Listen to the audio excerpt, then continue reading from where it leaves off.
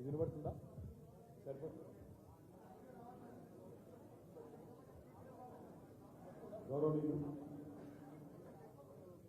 పాత్రికేయ మిత్రులందరికీ నమస్కారం. బీఆర్ఎస్ పార్టీ నాయకులు, చాలామంది సీనియర్లు, పెద్దలు ఉన్నారు.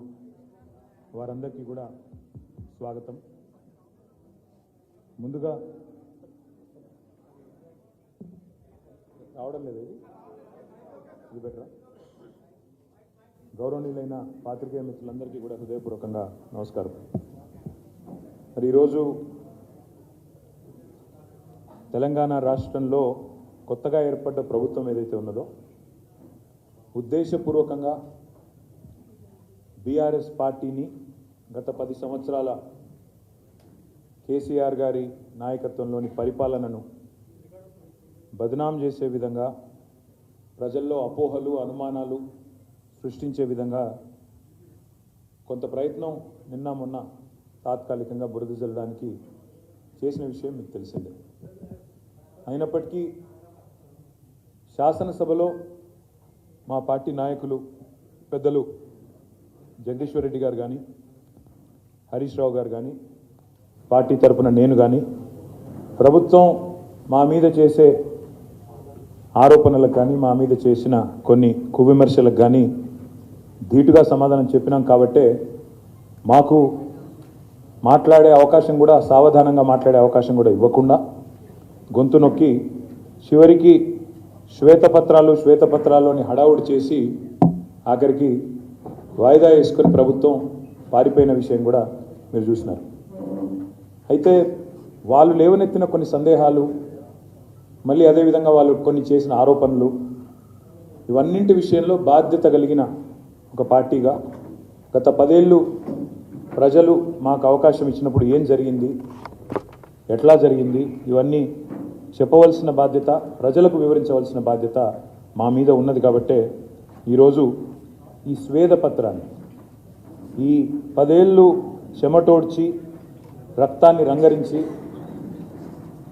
వందల వేల గంటలు పనిచేసి ఒక్క మా ప్రభుత్వంలోని మంత్రులు, ఎమ్మెల్యేలు మాత్రమే కాదు, మా ముఖ్యమంత్రి గారు మాత్రమే కాదు, లక్షల మంది ఉద్యోగులు, కోట్ల మంది ప్రజలు తమ స్వేదంతో, తమ కష్టంతో, తమ చెమటతో ఈ రాష్ట్ర అభ్యున్నతికి ఏ రకంగా తోడ్పడ్డారో, ఏ రకంగా ముందుకు తీసుకొని పోయినారో చెప్పవలసిన బాధ్యత ఈ స్వేదపత్రం ద్వారా మా మీద ఉన్నది. కాబట్టే దీన్ని స్వేదపత్రం అన్నాం. ఎక్కడికి చేరుకున్నామో తెలియాలి అంటే ముందుగా ఎక్కడ మొదలయ్యామో కూడా గుర్తుపెట్టుకోవాలి. అందులో భాగంగా మరి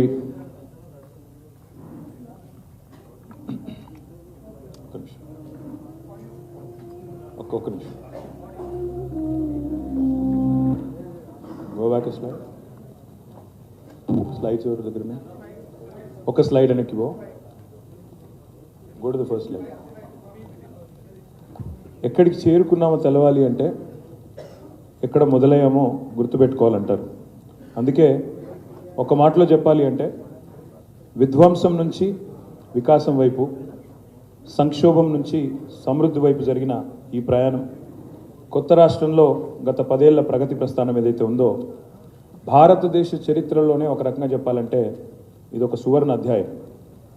60 ఏళ్ల సమైక్య పాలన, 60 ఏళ్లలో జరిగిన జీవన విధ్వంసం ఒకవైపు అయితే, మరి నేరపూరితమైన నిర్లక్ష్యంతో, క్రిమినల్ నెగ్లిజెన్స్తో, నెక్స్ట్ స్లైడ్, క్రిమినల్ నెగ్లిజెన్స్తో, ఉద్దేశపూర్వకమైన నిర్లక్ష్యంతో మన రాష్ట్రాన్ని నాశనం చేసే ప్రయత్నం, జీవన విధ్వంసం చేసే ప్రయత్నం ఆనాటి అప్పటి పాలకులు, అది కాంగ్రెస్ వారు కావచ్చు, ఇతరులు కావచ్చు, వారి వివక్ష వల్ల శిథిలమైన ప్రాంతం, పూర్తి స్థాయిలో పక్షపాతంతో చిక్కిశల్యమైన ప్రాంతం మన తెలంగాణ. అందుకే మాటల్లో కంటే కూడా ఆనాటి ఒక ఫ్రీలాన్స్ జర్నలిస్ట్, ఆయన పేరు ప్రేమ్ అమన్, ఆ రోజుల్లో తెలంగాణ ఉద్యమం నుంచి ప్రేరణ పొంది ఆయన తెలంగాణ స్టిల్ సీకింగ్ జస్టిస్, అంటే న్యాయం కోసం నిరీక్షిస్తున్న తెలంగాణ అని చెప్పి ఒక డాక్యుమెంటరీ రూపొందించారు. అదొక 2-3 నిమిషాలు దాన్ని చూసినట్టయితే కళ్ళకు కట్టినట్టు మీకే అర్థమవుతుంది ఆనాటి తెలంగాణ పరిస్థితి. దాని ముందుగా ఒక 2 నిమిషాలు చూద్దాం.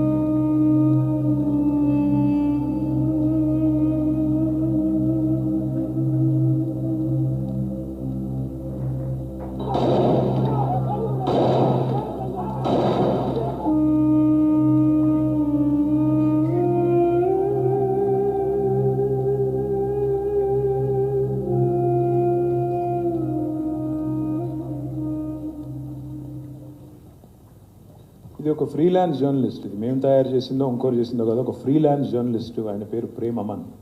ఆయన తెలంగాణ యొక్క స్థితిగతులను ఇంకోరు చేసిందో కాదు, ఒక ఫ్రీలాన్స్ జర్నలిస్ట్, ఆయన పేరు ప్రేమ్ అమన్.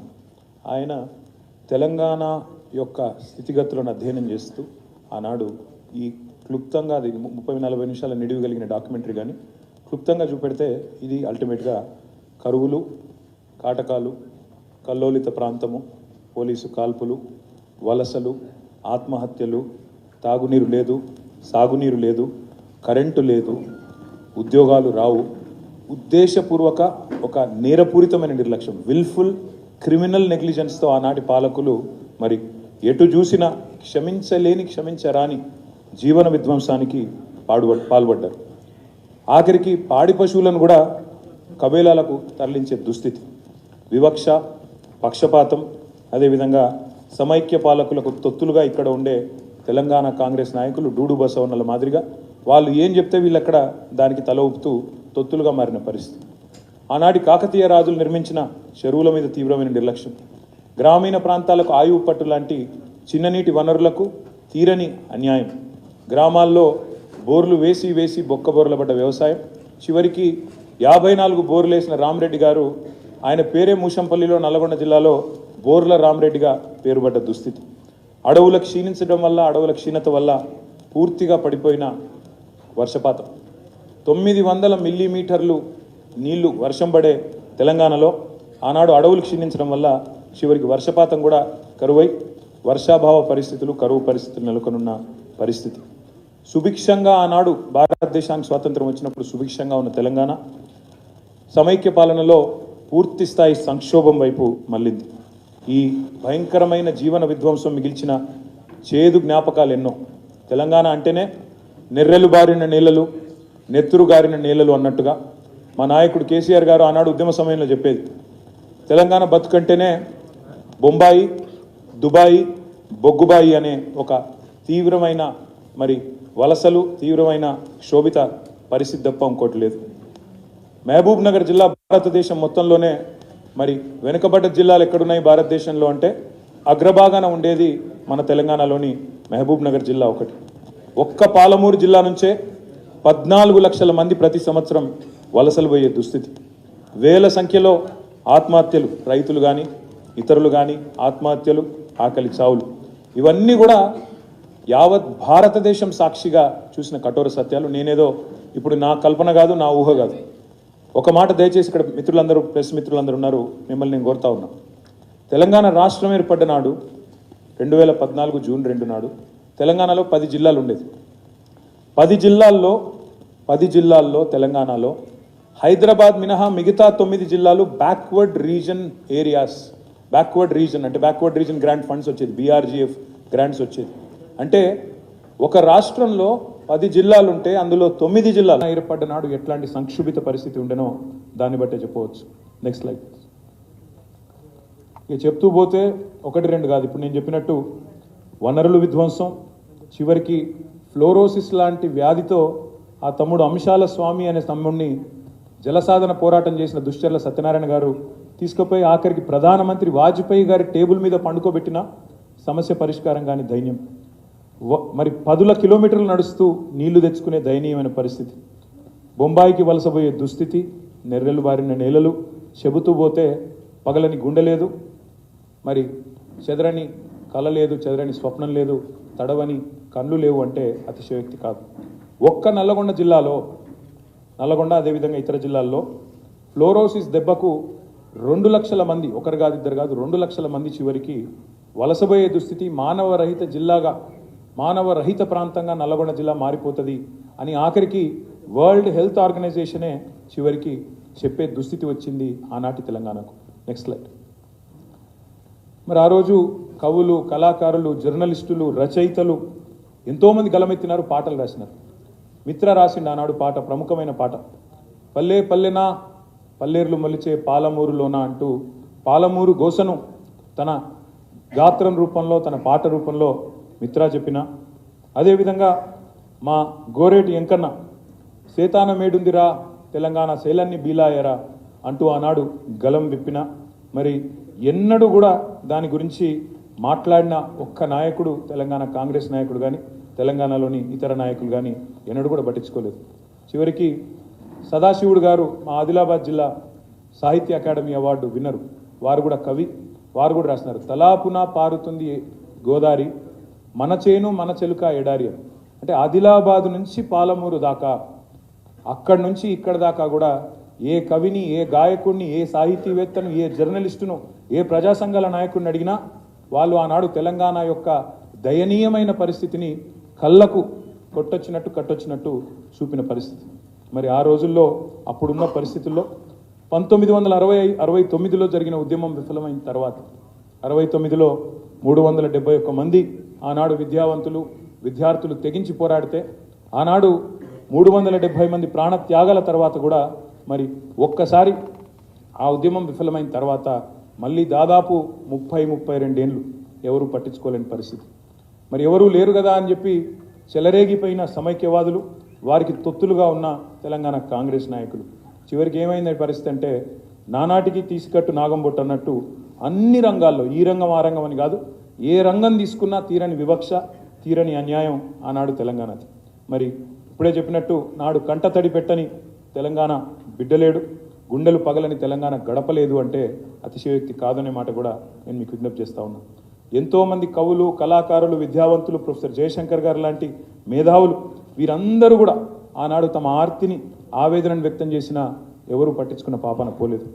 కళ్ళల్లో ఇక నీళ్ళు ఇంకిపోతాయేమో అనే పరిస్థితుల్లో పిడికిలి బిగించి సమరశంఖం పూరించింది మా నాయకుడు, టీఆర్ఎస్ పార్టీ అధినేత, వ్యవస్థాపక అధ్యక్షుడు గౌరవనీయులు పెద్దలు కేసీఆర్ గారు. 2001లో, ఎందుకంటే చాలామంది వాళ్ళ చాలా ఈజీగా మాట్లాడుతున్నారు, ముఖ్యంగా ఇప్పుడున్న కాంగ్రెస్ నాయకులు ఉద్యమంలో ఏనాడు లేని వాళ్ళందరూ కూడా ఇవాళ చాలా పెద్ద పెద్ద మాటలు మాట్లాడుతున్నారు. తెలంగాణ వాళ్ళే తెచ్చినామని, మా వల్లనే తెలంగాణ వచ్చిందని మాట్లాడుతున్నారు. ఒకసారి అందుకే మీకు ఏం జరిగింది తెలంగాణ పోరాటంలో, ఎన్ని రకాల రాజీనామాలు, ఉప ఎన్నికలు, దీక్షలు, అమరుల ప్రాణత్యాగాలు, ఎన్ని పోరాట రూపాలు,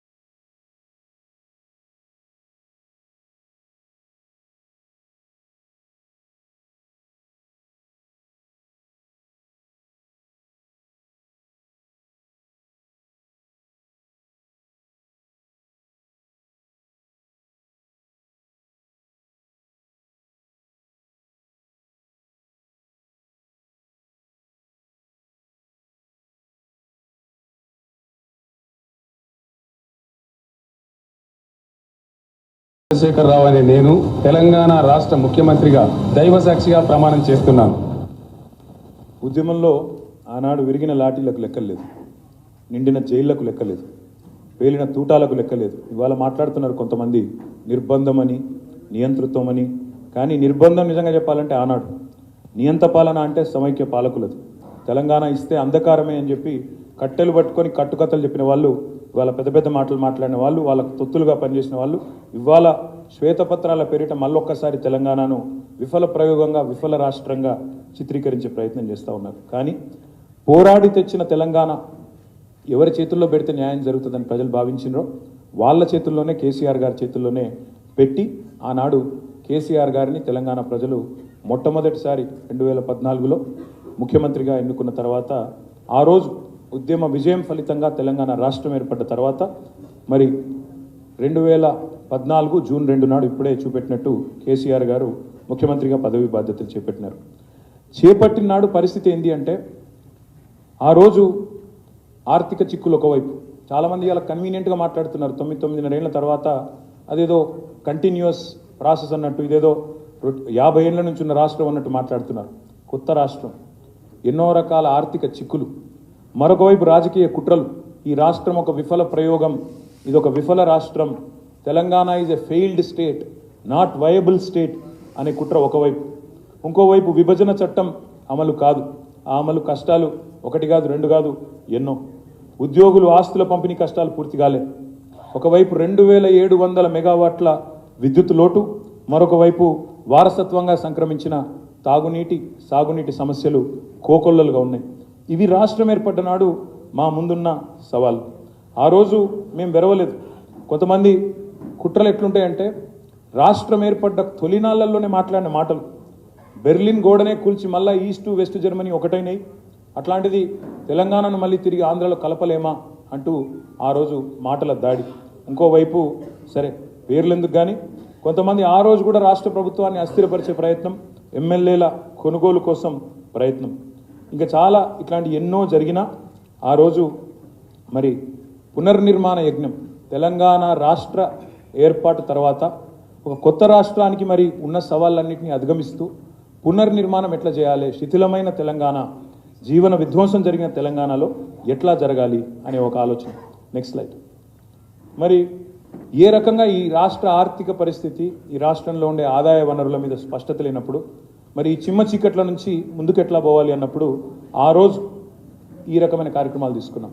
ఒక పటిష్టమైన ఆర్థిక క్రమశిక్షణతో, ఫిస్కల్ ప్రూడెన్స్తో ఆర్థిక ప్రణాళికలు రూపొందించుకొని బీహార్లో ఉండే ఒక తెలంగాణ బిడ్డ జిఆర్ రెడ్డి గారు అనే ఒక పెద్ద ఆయన, ప్రముఖ ఎకానమిస్ట్, ఆయనను ప్రత్యేకంగా రాష్ట్ర ప్రభుత్వ సలహాదారుగా నియమించుకొని ఆ రోజు కోల్ ఇండియా సీఎండీగా ఉన్న నరసింహరావు గారు అనే ఐఏఎస్ ఆఫీసర్ని తెలంగాణకు రమ్మని రిక్వెస్ట్ చేసి ముఖ్యమంత్రి గారి కార్యాలయంలో ప్రిన్సిపల్ సెక్రటరీగా పెట్టుకొని వారికి ఉన్న దశాబ్దాల అనుభవాన్ని రంగరించి మాకే అన్నీ తెలుసు, మేమే చాలా గొప్పవాళ్ళం అన్నట్టుగా కాకుండా నేర్చుకోవాల్సింది ఎంతో ఉంది, ఇంకా తెలుసుకోవాల్సింది ఎంతో ఉంది అని చెప్పి ఈ రకంగా ఆర్థిక ప్రణాళికలు రూపొందించుకొని ఒక క్రమశిక్షణతో ఒకవైపు పరిపాలనా సంస్కరణలకు పెద్దపీట వేస్తూ ప్రజల వద్దకు పాలనను తీసుకొని పోతూ మరొక వైపు పాలనా ప్రాధాన్యతలు.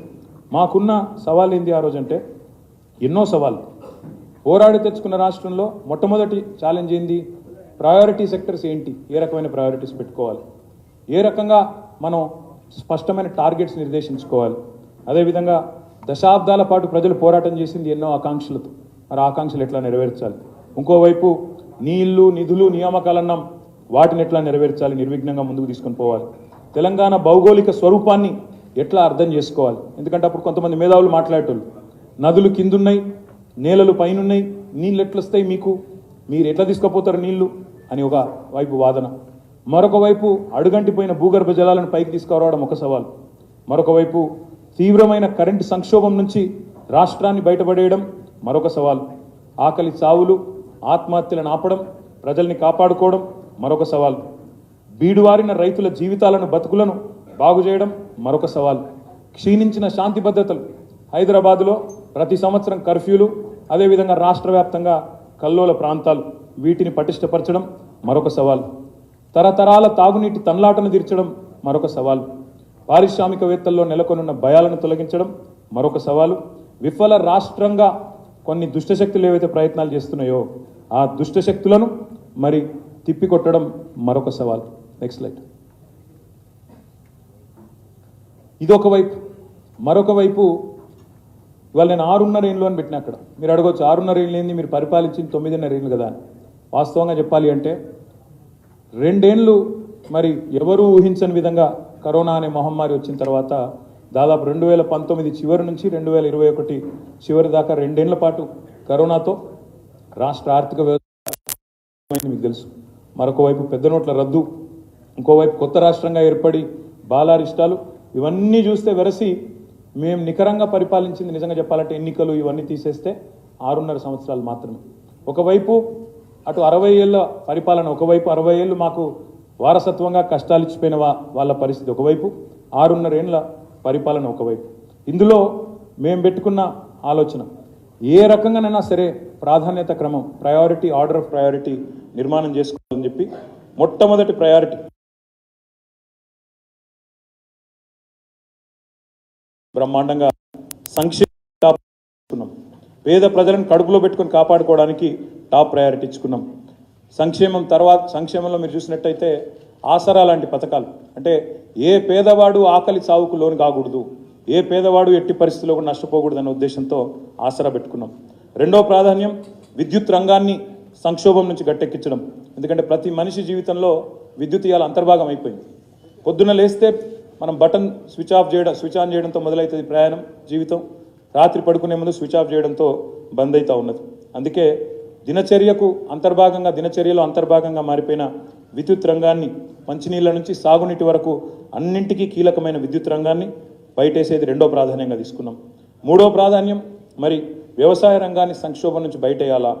లక్షలాది మంది రైతులు ఏ ఆశించైతే సాగునీరు ఆశించి, కరెంటు ఆశించి, మరి సపోర్ట్ ఆశించి తెలంగాణ కోసం పోరాటం చేసినారో వాళ్లకు అండగా నిలబడడం, ఆత్మహత్యలు ఆపడం, వలస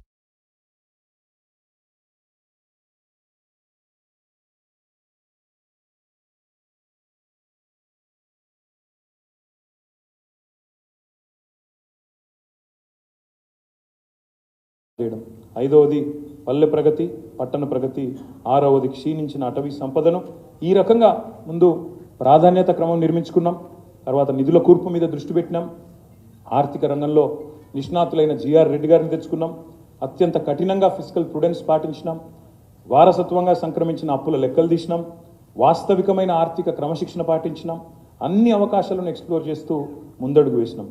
భవిష్యత్తును దృష్టిలో పెట్టుకొని, రాబోయే ఎన్నికలు కాదు, రాబోయే తరాలను దృష్టిలో పెట్టుకొని పటిష్టమైన పునాదులు వేస్తూ రాష్ట్ర సొంత ఆదాయ వనరులు ఒకవైపు పెంచుకుంటూ కేంద్ర నిధులను కూడా అందులో వాటాను సాధించాలి. మరొక వైపు కేంద్ర ఆర్థిక పరిమితులకు, FRBM లాంటి చట్టాలకు లోబడి అప్పులు తీసుకొచ్చినా, పెట్టుబడులు పెట్టినా, ఇవన్నిటినీ కూడా సమగ్రంగా అర్థం చేసుకొని ప్రయాణం ప్రారంభించాం. కాబట్టే ఈ స్లైడ్ చాలా ఇంపార్టెంట్. ఇది మీరు చూసినట్టయితే ఒక్క మాటలో తెలంగాణ ఎక్కడి నుంచి ఎక్కడికి పోయిందో చెప్పవచ్చు మీరు. 2013-14లో తెలంగాణ తలసరి ఆదాయం పర్ క్యాపిటల్ ఇన్కమ్ 1,12,162 రూపాయలు మాత్రమే. కానీ మేము దిగిపోయే నాటికి, మేము ప్రభుత్వాన్ని కాంగ్రెస్ పార్టీకి అప్పచెప్పే నాటికి భారతదేశంలోనే నంబర్ 1 స్టేట్ పర్ క్యాపిటల్ తెలంగాణగా చేసి 3,17,115 రూపాయలతో వారికి అప్పచెప్పినాం. GSDP తీసుకుంటే, గ్రాస్ స్టేట్ డొమెస్టిక్ ప్రోడక్ట్ తీసుకుంటే 2013-14లో 4,51,000 కోట్లు మేము దిగిపోయే నాటికి. మధ్యలో కరోనా వచ్చినా, GST వచ్చినా, డిమానిటైజేషన్ వచ్చినా, ఇంకా ఎన్ని అవాంతరాలు వచ్చినా మరి దాదాపు 13,27,000 కోట్లకు తీసుకుపోయి భారతదేశంలోనే ఫాస్టెస్ట్ గ్రోయింగ్ స్టేట్గా RBIతో కితాబ్ అందుకొని బ్రహ్మాండంగా GSDPని కూడా 13,27,000 కోట్లకు పెంచినాం. అన్నింటికి మించి ఇది ప్రామాణికం. పర్ క్యాపిటల్ ఎంత పెరిగింది, GSDP ఎంత పెరిగింది అనేది ఒకవైపు లెక్క ఉంటే, మరొక వైపు రాష్ట్రంలో పేదరికం ఎంత తగ్గింది, ఇది నా లెక్క కాదు. NFHS, national family health and survey అనుకుంటా, సబ్జెక్టు కరెక్షన్. NFHS డేటా ప్రకారం తెలంగాణ ఏర్పడే నాటికి పేదరికం, అండ్ ఈ పేదరికం కూడా మల్టీ డైమెన్షనల్ పావర్టీ అంటారు దీన్ని.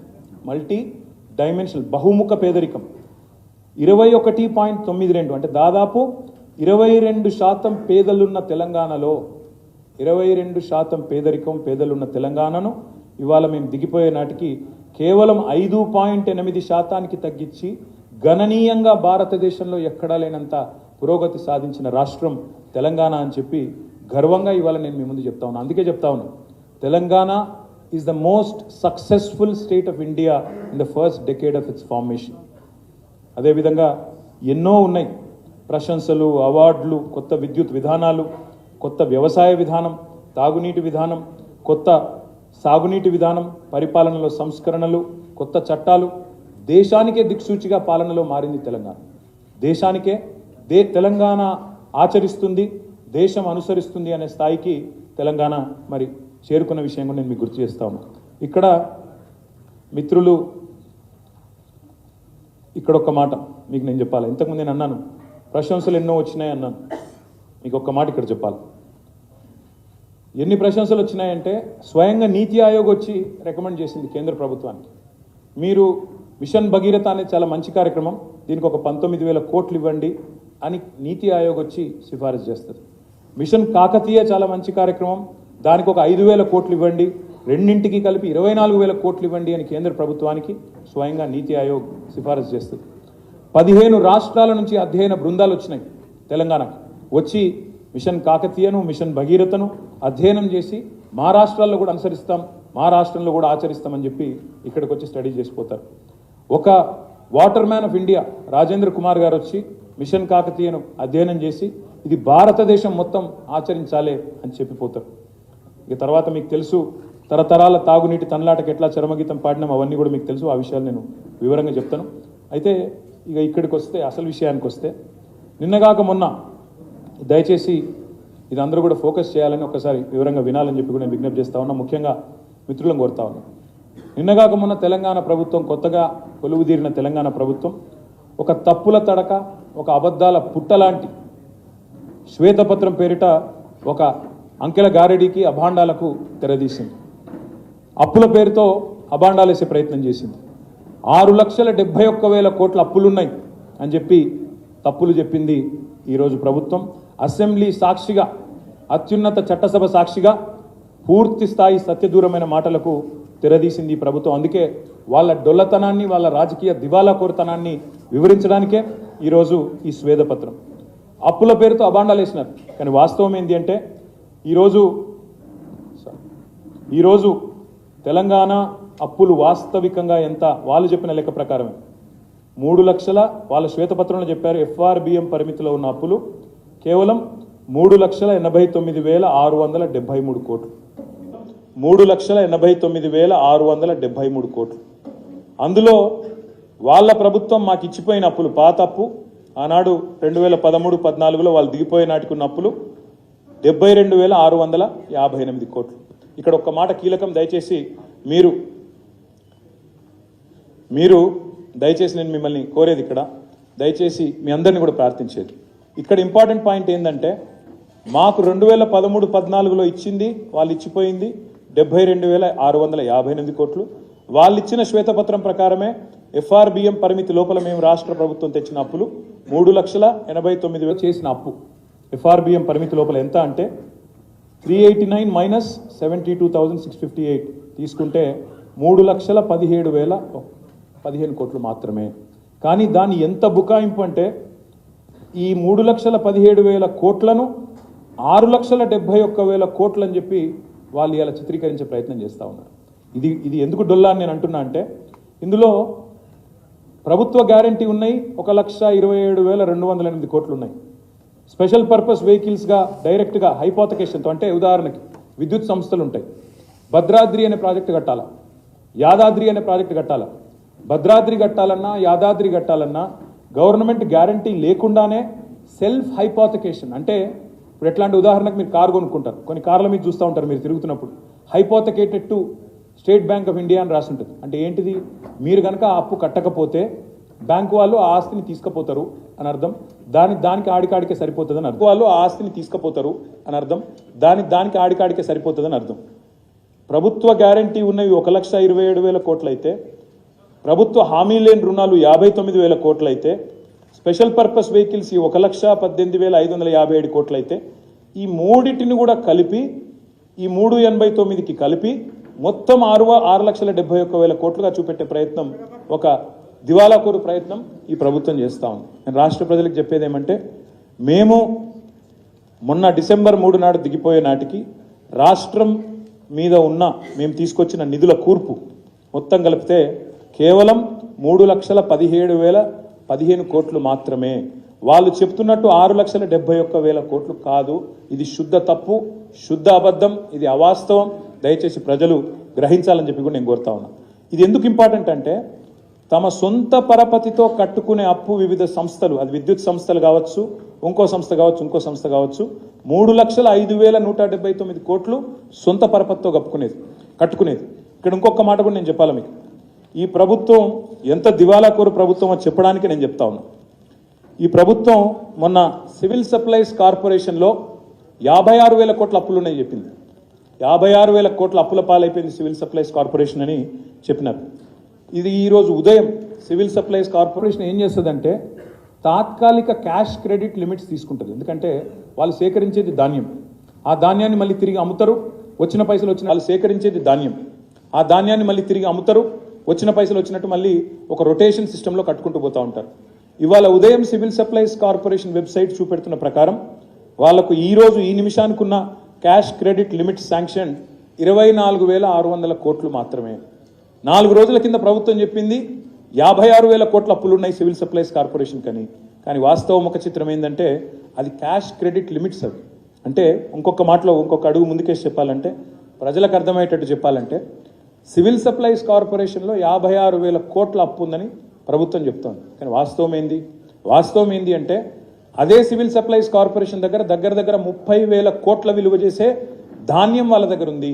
ఆ ధాన్యం అమ్మితే, ఆ స్టాక్ అమ్మితే 30,000 కోట్లు తిరిగి వెంటనే ప్రభుత్వానికి సివిల్ సప్లైస్ కార్పొరేషన్కి వస్తాయి. రెండవ మాట, ఆల్రెడీ అమ్మిన ధాన్యం ఫుడ్ కార్పొరేషన్ ఆఫ్ ఇండియా నుంచి రావాల్సిన పైసలు 16,000 కోట్లు ఉన్నాయి. ఆ రిసీవబుల్స్ని, ఈ స్టాక్స్ని రెండింటిని చూపకుండా, రెండింటి గురించి మాట్లాడకుండా 56,000 కోట్ల అప్పు, 56,000 కోట్ల అప్పు అని దాన్ని కూడా ఇగో ఇంట్లో లోడ్ చేసిండ్రు. ఈ 6,71,000 కోట్లు అనే దానిలో దాన్ని కూడా మోపి లేని అప్పును ఉన్న అప్పుగా చూపెట్టి తిమ్మిని బమ్మిని చేసే ప్రయత్నం, రిసీవబుల్స్, స్టాక్స్ ఉన్నా, ఆస్తులున్నా వాటిని చూపెట్టకుండా దాచేసి మా మీద బట్టగాల్చి మీదేసే ప్రయత్నం ఏదైతే చేసినారో దానికి ఒక సివిల్ సప్లైస్ కార్పొరేషనే ఒక గొప్ప ఉదాహరణ.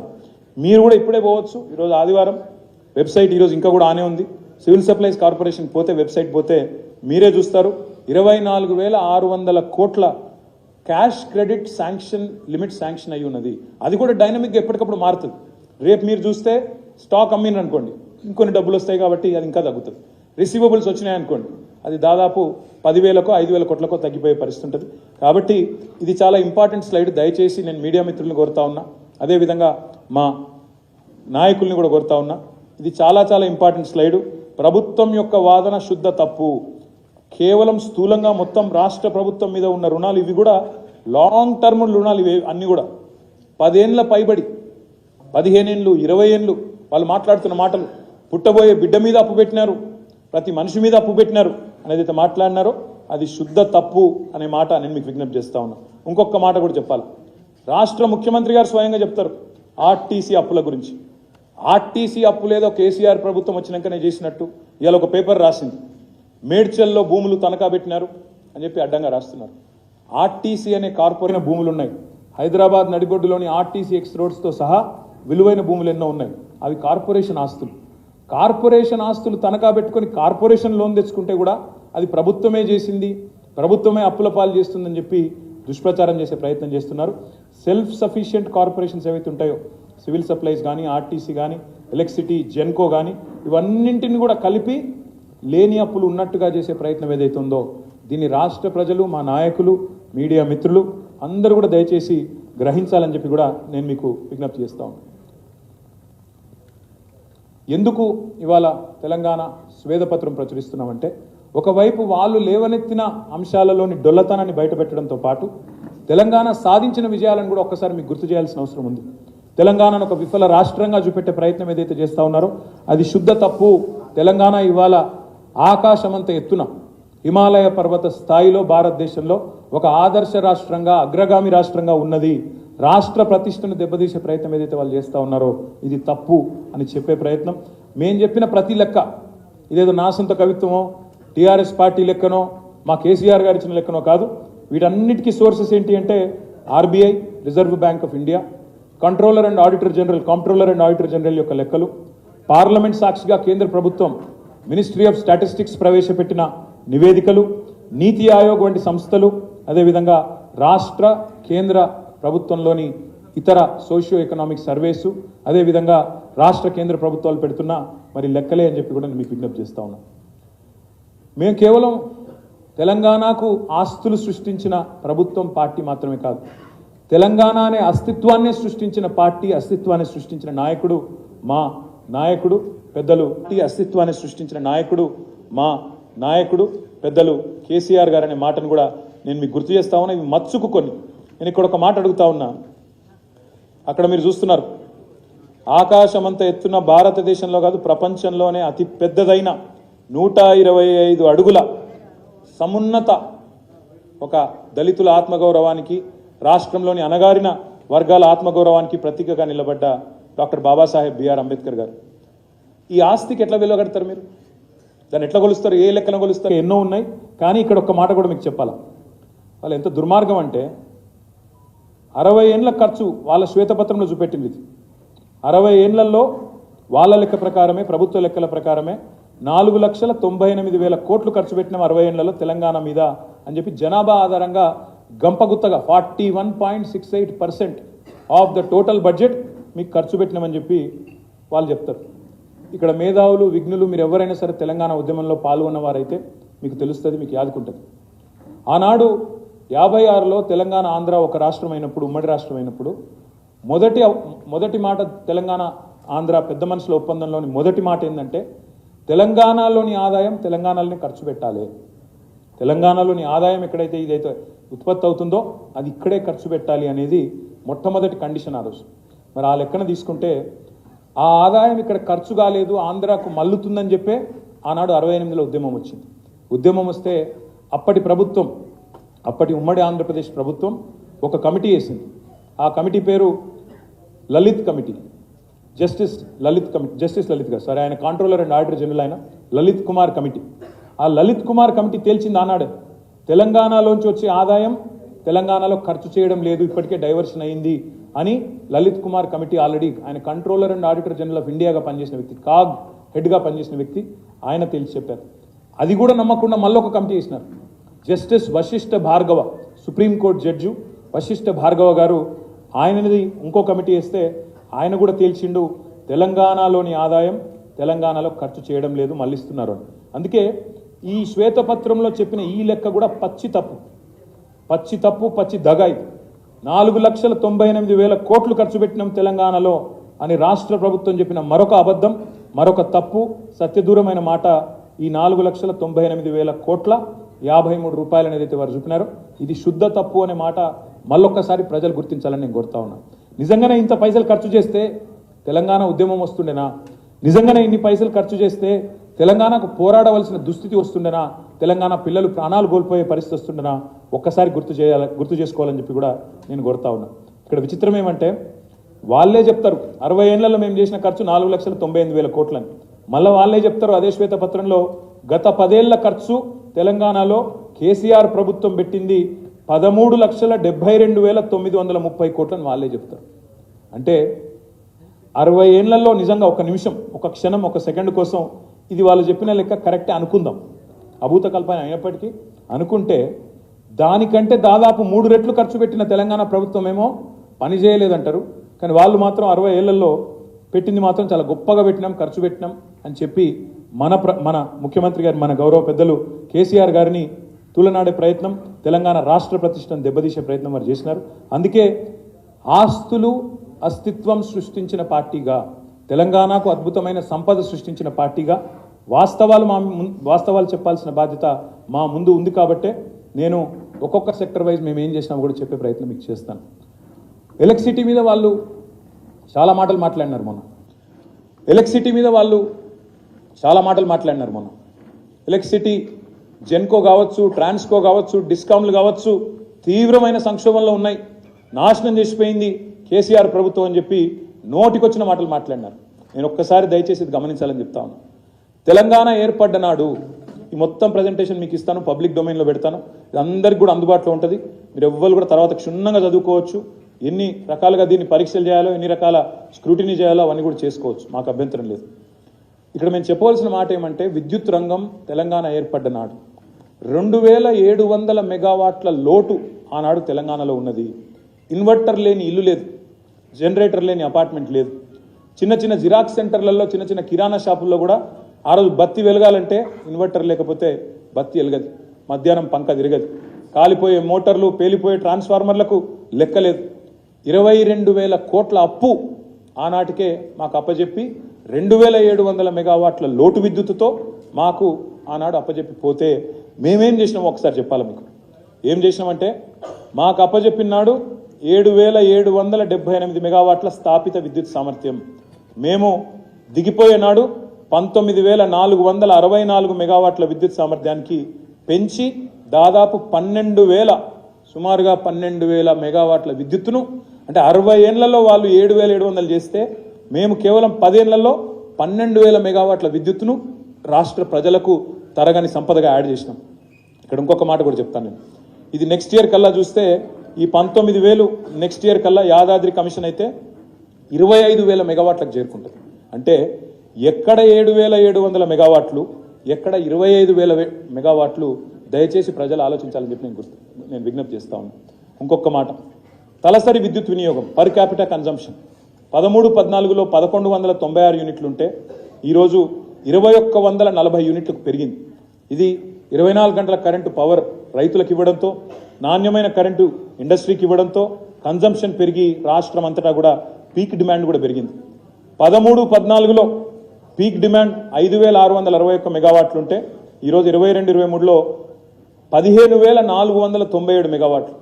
ఇది ఉమ్మడి రాష్ట్రం యొక్క పీక్ డిమాండ్ కంటే ఎక్కువ. ఉమ్మడి రాష్ట్రంలో కూడా ఎన్నడూ 13,000 మెగావాట్లు దాటలేదు. కానీ వేరుపడ్డ తర్వాత తెలంగాణ యొక్క విద్యుత్తు పీక్ డిమాండ్ 15,500 మెగావాట్లకు చేరుకుంది. ఇది మన విజయం కాదా, రాష్ట్రం సాధించిన విజయం కాదా ఆలోచించమని చెప్పి నేను కోరుతా ఉన్నాను. రాష్ట్రం ఏర్పడక ముందు 6 సబ్స్టేషన్లు ఉండేవి 400 kV. ఇవాళ దాన్ని 19 యాడ్ చేశాము, 25కు చేరుకున్నాయి. 220 ఆనాడు 51 ఉంటే 52 యాడ్ చేసినాము, 103కు చేరుకున్నది. 132 ఆనాడు 176 ఉంటే దాదాపు ఇంకో 80 దాకా యాడ్ చేశాము, 250కి చేరుకున్నాయి.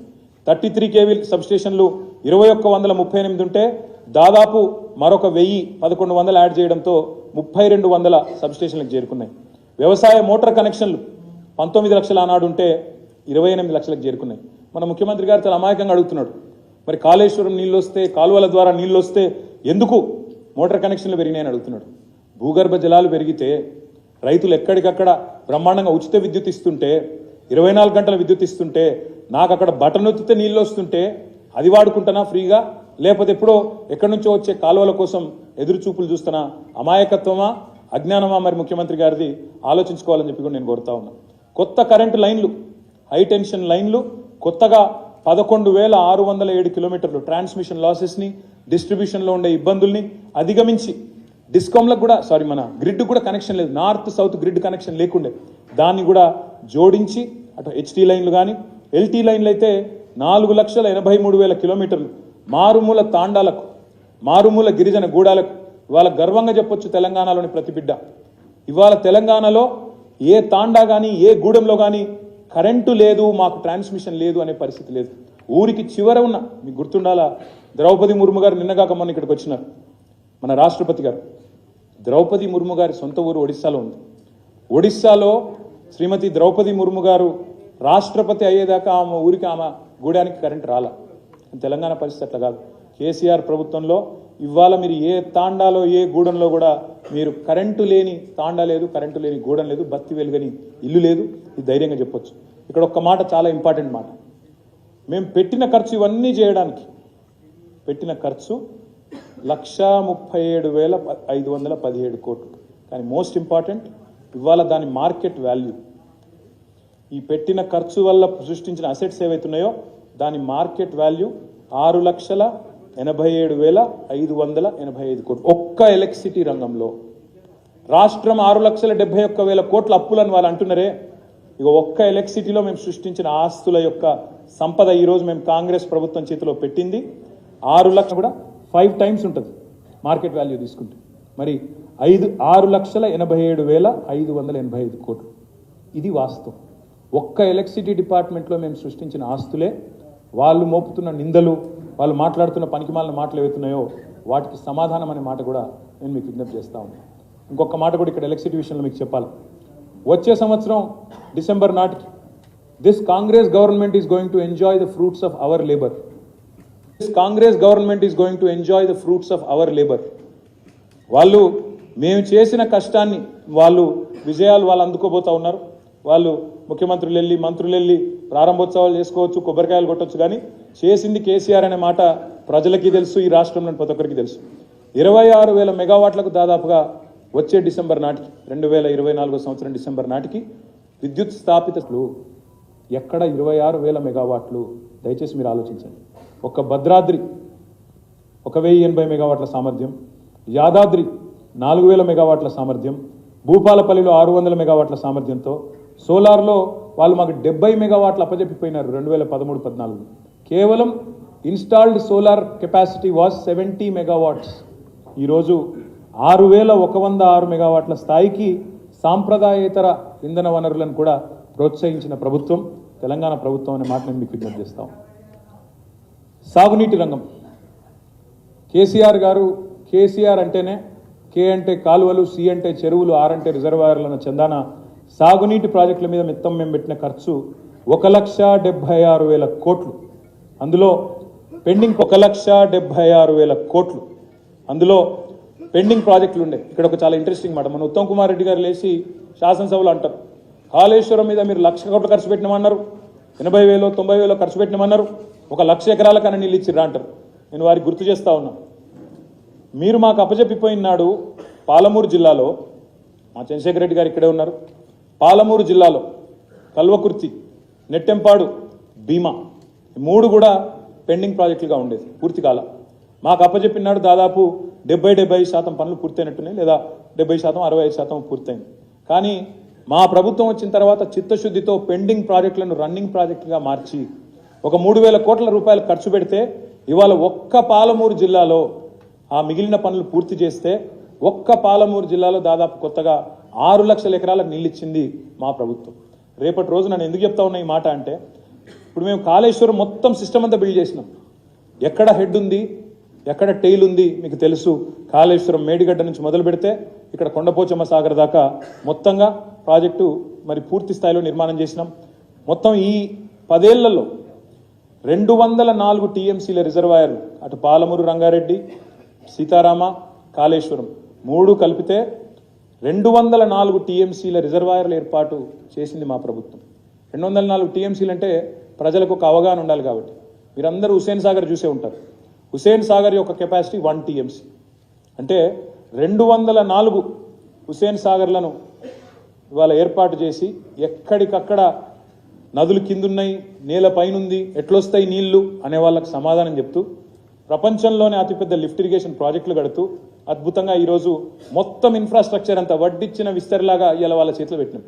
మరి ఈ వడ్డిచ్చిన విస్తారికి మీరు చేయాల్సిందల్లా ఒకటే, దానికి మీరు కాలువలు ఏర్పాటు చేస్తే బ్రహ్మాండంగా పూర్తి స్థాయిలో ఒక నూతనంగా మేము తీసుకున్న ఈ ప్రాజెక్టులతో 50 లక్షల ఎకరాలకు సాగునీళ్లు, ఆయకట్టు స్థిరీకరణ అంటే స్టెబిలైజేషన్ ఆఫ్ ది ఎగ్జిస్టింగ్ ఆయకట్టు. మా ప్రశాంత్ రెడ్డి గారు ఇక్కడే ఉన్నారు. ప్రశాంత్ రెడ్డి గారి జిల్లాలో పక్కనే ఉండే ఆదిలాబాద్ జిల్లా, ప్రశాంత్ రెడ్డి గారి నిజామాబాద్ జిల్లా మధ్యలోనే పోచంపాడు ప్రాజెక్టు, ఎస్ఆర్ఎస్పి ప్రాజెక్టు ఉంటుంది. ఆ ఎస్ఆర్ఎస్పి పైన మహారాష్ట్ర వరుస బ్యారేజీలు కట్టిన తర్వాత ఎస్ఆర్ఎస్పిలోకి నీళ్లు రాకుండా నీళ్లు ఇంకిపోయి గోదావరి ఎండిపోయే పరిస్థితి. ఇవాళ కేసీఆర్ గారి భగీరథ ప్రయత్నంతో కాళేశ్వరం నుంచి నీళ్లు రివర్స్ పంపింగ్ ద్వారా ఒక 1,000 కోట్ల రూపాయలతో రివర్స్ పంపింగ్ చేస్తే ఆయకట్టు మొత్తం ఎస్ఆర్ఎస్పి ఆయకట్టు స్థిరీకరించబడి ఇవాళ టెయిలెండ్, కోదాడ, తుంగతుర్తి, సూర్యాపేట, డోర్నకల్లు, మెహబూబాబాదు, మా పాలకుర్తి, దయాకర్రావు గారు కూడా ఇక్కడే ఉన్నారు, వారందరికీ నీళ్ళు ఇచ్చిన ప్రాజెక్టు కాళేశ్వరం. అట్లాంటి కాళేశ్వరం ప్రాజెక్టును కూడా బట్టగాల్చి మీదేసేటట్టు ఒక బరాజులో ఏదో అయితే, అంత పెద్ద కాళేశ్వరం ప్రాజెక్టులో ఒక్క బరాజులో చిన్న నిర్మాణ లోపం ఉంటే ప్రాజెక్టు మొత్తమే లోపభూయిష్టం అన్నట్టు చూపెట్టే ప్రయత్నం ఏదైతే చేసినారో అది శుద్ధ తప్పు. నేను అందుకే అంటా ఉన్నా, నూతనంగా 50 లక్షల ఎకరాలకు సాగునీళ్లు ఆయకట్టు స్థిరీకరణ చేయడంతో పాటు వాళ్ళు గనక ఇప్పుడు కాలువలు కట్టుకుంటే, ఈ ప్రభుత్వం ఈ రాబోయే 3 ఏళ్లలో కాలువలు కడితే 30 లక్షల ఎకరాలకు అదనంగా సాగునీరిచ్చి స్థిరీకరించవచ్చు అనే మాట నేను రాష్ట్ర ప్రజలందరికీ కూడా ఈ ప్రజెంటేషన్ ద్వారా, ఈ నివేదిక ద్వారా నేను మీకు విజ్ఞప్తి చేస్తా ఉన్నా. ఇక్కడ అన్నింటికన్నా ముఖ్యమైన మాట, ఎందుకు పెరిగినాయి పంప్ సెట్లు అని మన ముఖ్యమంత్రి గారు అంటాడు అసెంబ్లీలో. ఎందుకు పెరిగినాయి? ఉచిత కరెంట్ ఒక దిక్కు, భారతదేశంలోనే అత్యధికంగా భూగర్భ జలాలు పెంచిన ఘనత మా ప్రభుత్వానిది, కేసీఆర్ గారి ప్రభుత్వానిది. మిషన్ కాకతీయ కావచ్చు, అద్భుతంగా అటవీ సంపద పెంచడం కావచ్చు, వర్షపాతం మంచిగా అపారంగా రావడం కావచ్చు, దానివల్ల భారతదేశంలోనే అత్యధికంగా భూగర్భ జలాలు 6 మీటర్లు పెరిగినాయి. ఇంకోవైపు 24 గంటల కరెంట్ ఉంది.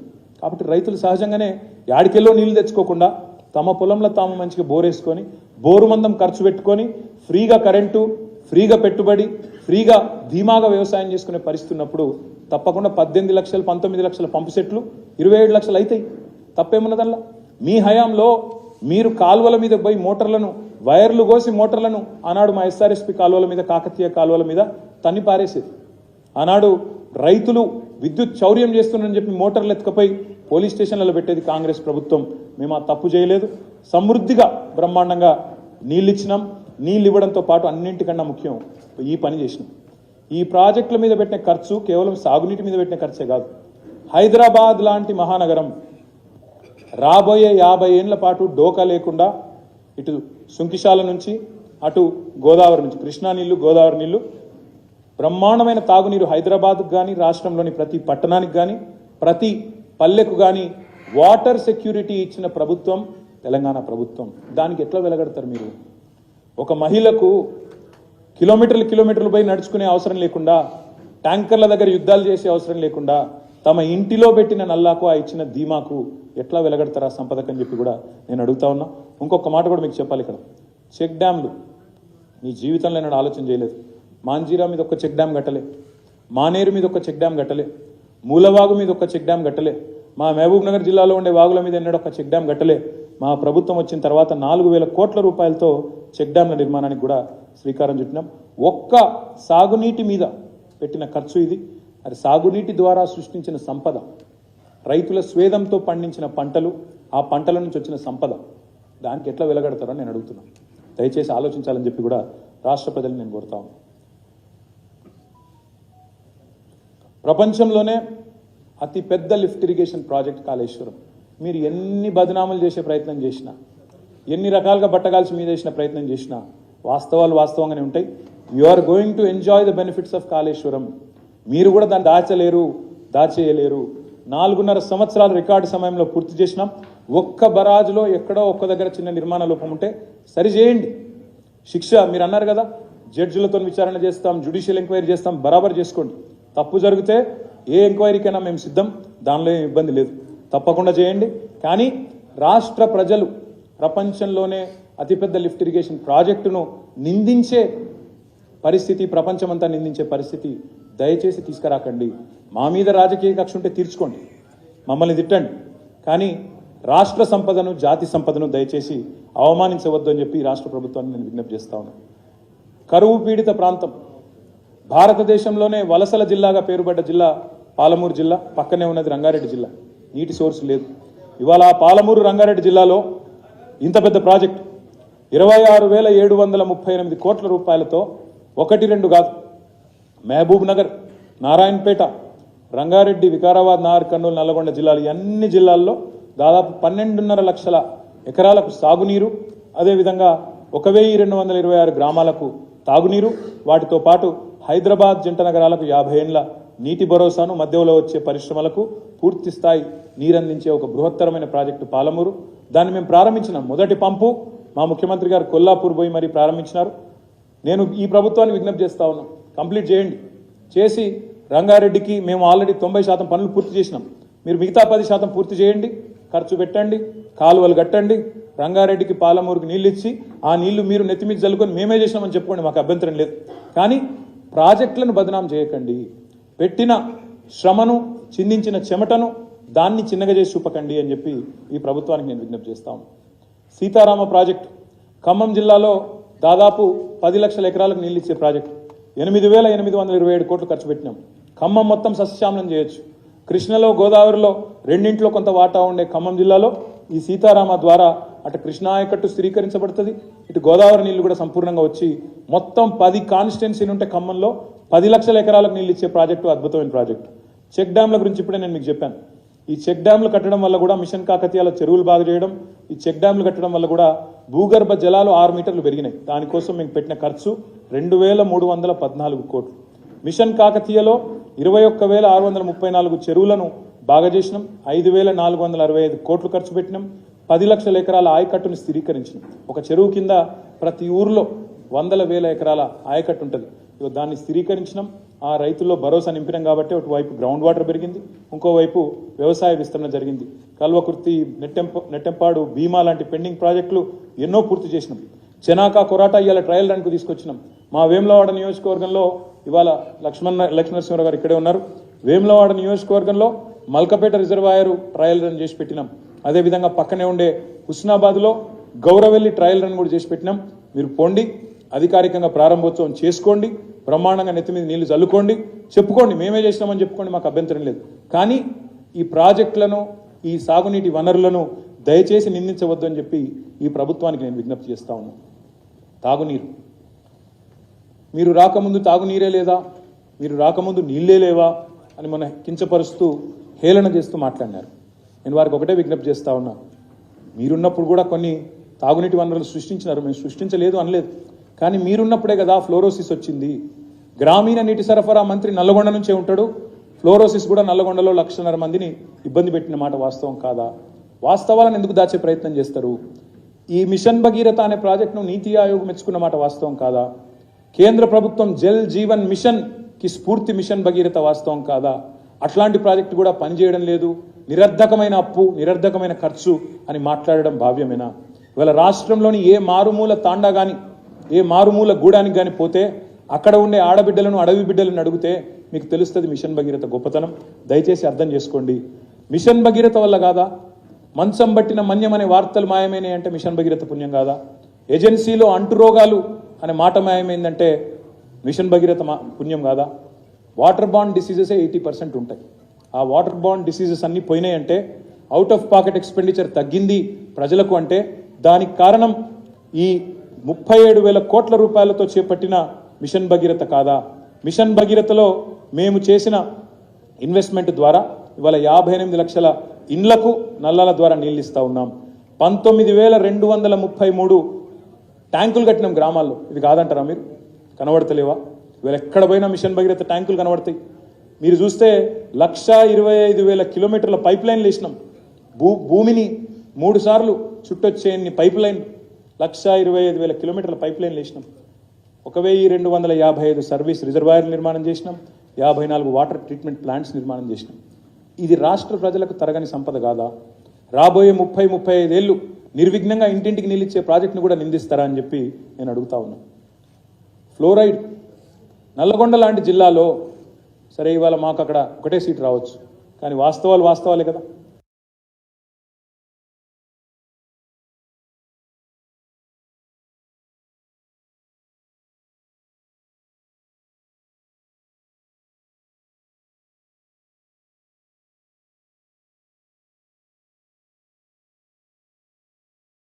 ఇది మిషన్ భగీరథ పుణ్యం కాదా? ట్రీట్మెంట్ ప్లాంట్లు, పంప్ హౌస్,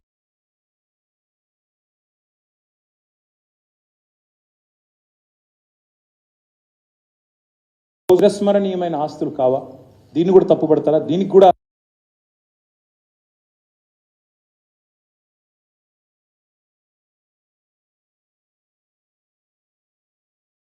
అని చెప్తుంది ప్రభుత్వం. కానీ వాళ్ళు విడుదల చేసిన శ్వేతపత్రంలోనే స్పష్టంగా ఒప్పుకున్నారు.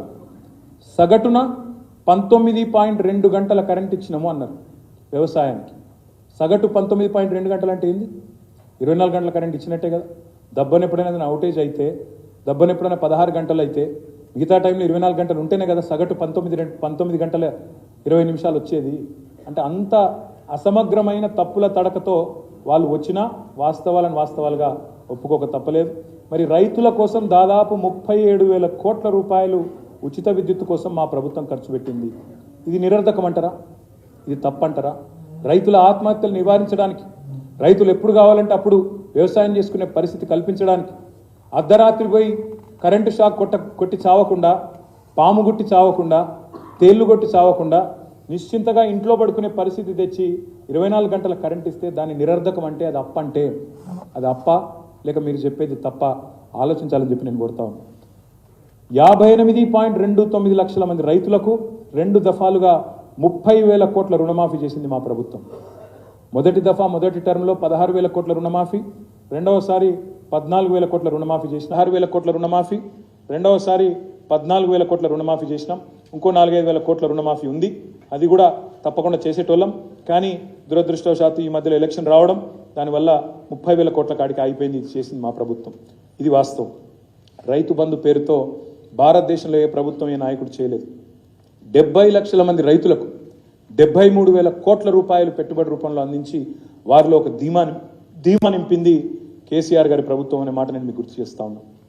ప్రపంచంలో ఎక్కడా లేని విధంగా ఇదైతే నాకు చాలా విడ్డూరంగా అనిపించింది. గౌరవ ముఖ్యమంత్రి గారు మొన్న శాసనసభలో మాట్లాడతారు, 1,11,320 కుటుంబాలకు 5 లక్షల చొప్పున రైతు బీమా వచ్చింది.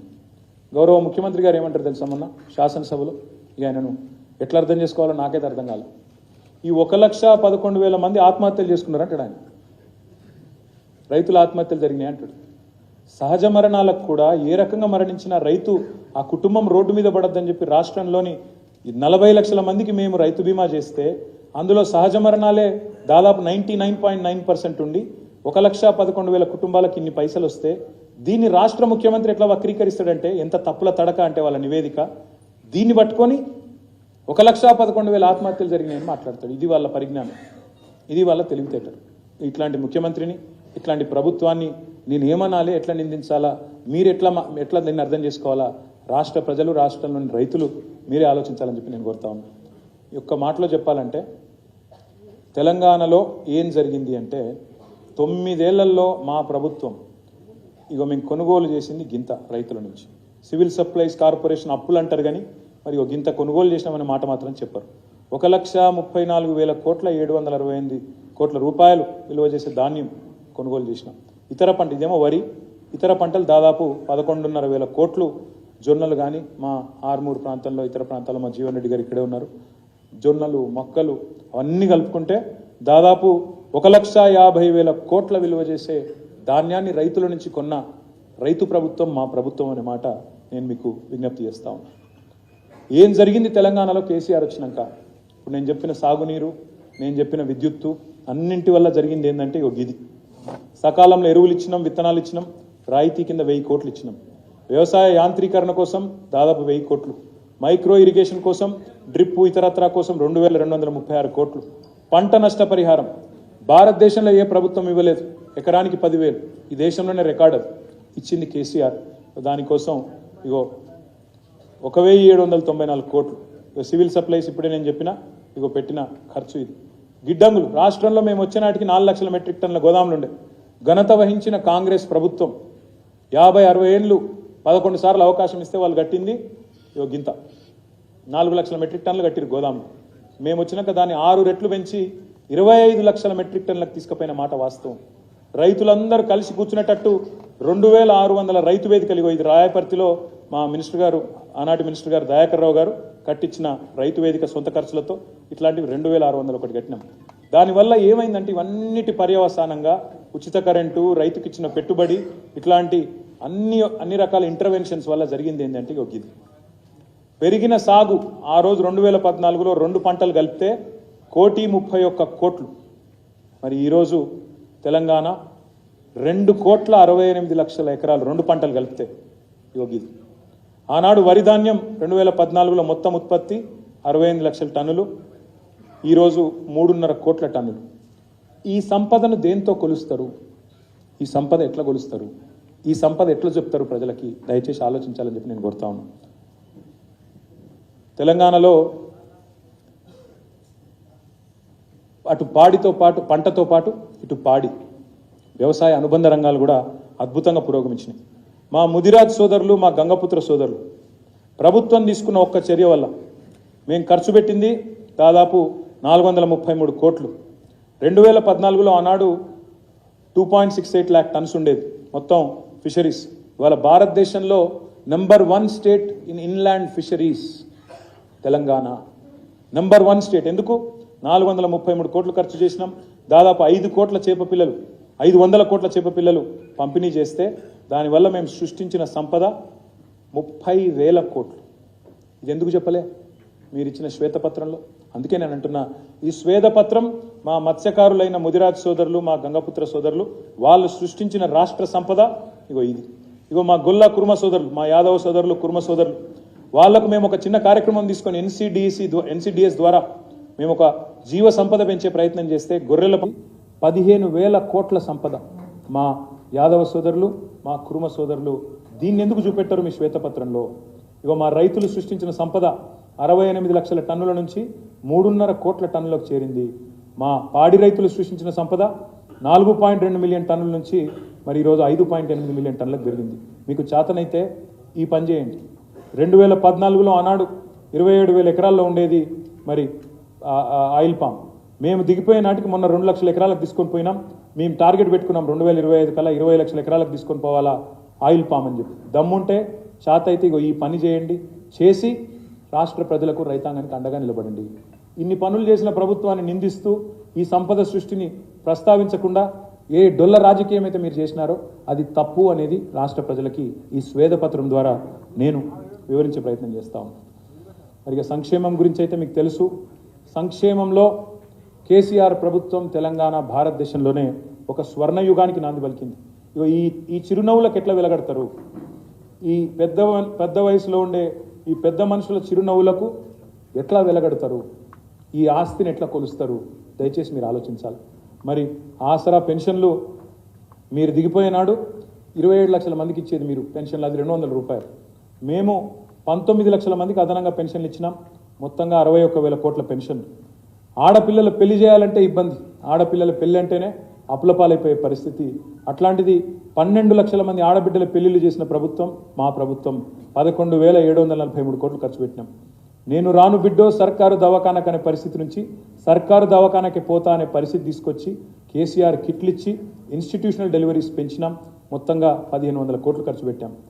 ఎస్సీ, ఎస్టీ, బీసీ, మైనారిటీ అన్ని అణగారిన వర్గాల సంక్షేమం కోసం వేల కోట్ల రూపాయలు ఖర్చు పెట్టినాం. ఇదేది కనబడలేదు మీరు మొన్న చెప్పిన శ్వేతపత్రంలో. ఇదేది చెప్పరు మీరు. దళితుల కోసం మీరు మొన్న చెప్పిన శ్వేతపత్రంలో ఇదేది చెప్పరు మీరు. దళితుల కోసం పెట్టిన 92,640 కోట్లు చెప్పరు. ఎస్టీల కోసం పెట్టిన 43,936 కోట్లు చెప్పరు. బీసీల కోసం పెట్టిన 45,000 కోట్లు చెప్పరు. మైనారిటీల కోసం ఖర్చు పెట్టిన 9,166 కోట్లు చెప్పరు. వికలాంగుల కోసం ఖర్చు పెట్టిన 10,300 కోట్లు లేదు. అదేవిధంగా ఇతర చేనేతల కోసం, ఇంకా రజకుల కోసం, నాయి బ్రాహ్మణుల కోసం చేసిన ఖర్చు గురించి రేఖా మాత్రం కూడా ప్రస్తావన లేదు. దళిత గిరిజన సంక్షేమం ఇప్పుడే నేను చెప్పిన. ఇవాళ 125 అడుగుల ఎత్తున్న అంబేద్కర్ విగ్రహాన్ని పెట్టినాము. దాన్ని ఎట్లా కొలుస్తారు? ఇవాళ టీఎస్ ప్రైడ్లో దళిత పారిశ్రామికవేత్తలకు ఇచ్చిన ధీమాని ఎట్లా కొలుస్తారు? సబ్ ప్లాన్లో ఒక నిబంధన పెట్టాం.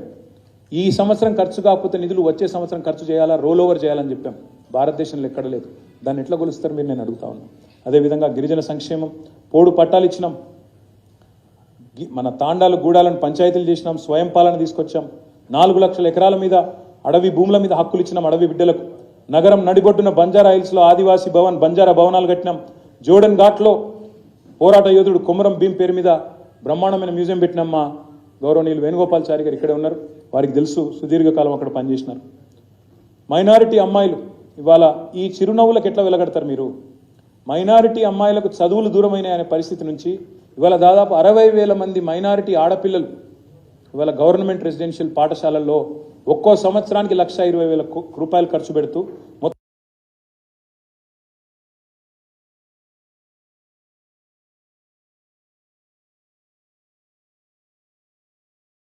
కోసం మైనారిటీ అమ్మాయిల కోసం పెట్టిన ముస్లిం కావచ్చు,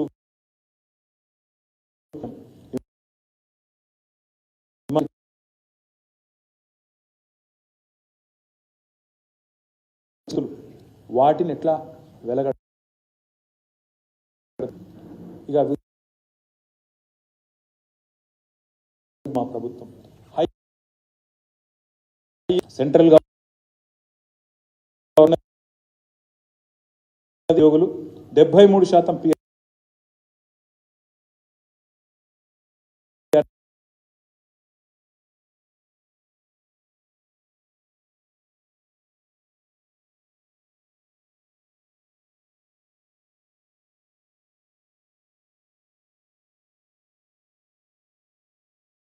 స్కేలు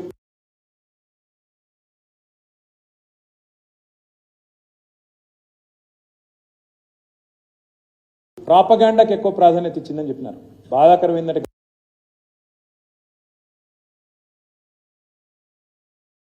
మా తీసుకోలేకపోయినా అట్లాంటి పరిస్థితి. ప్రాపగాండా ఎన్నడూ మేము చేయలేదు.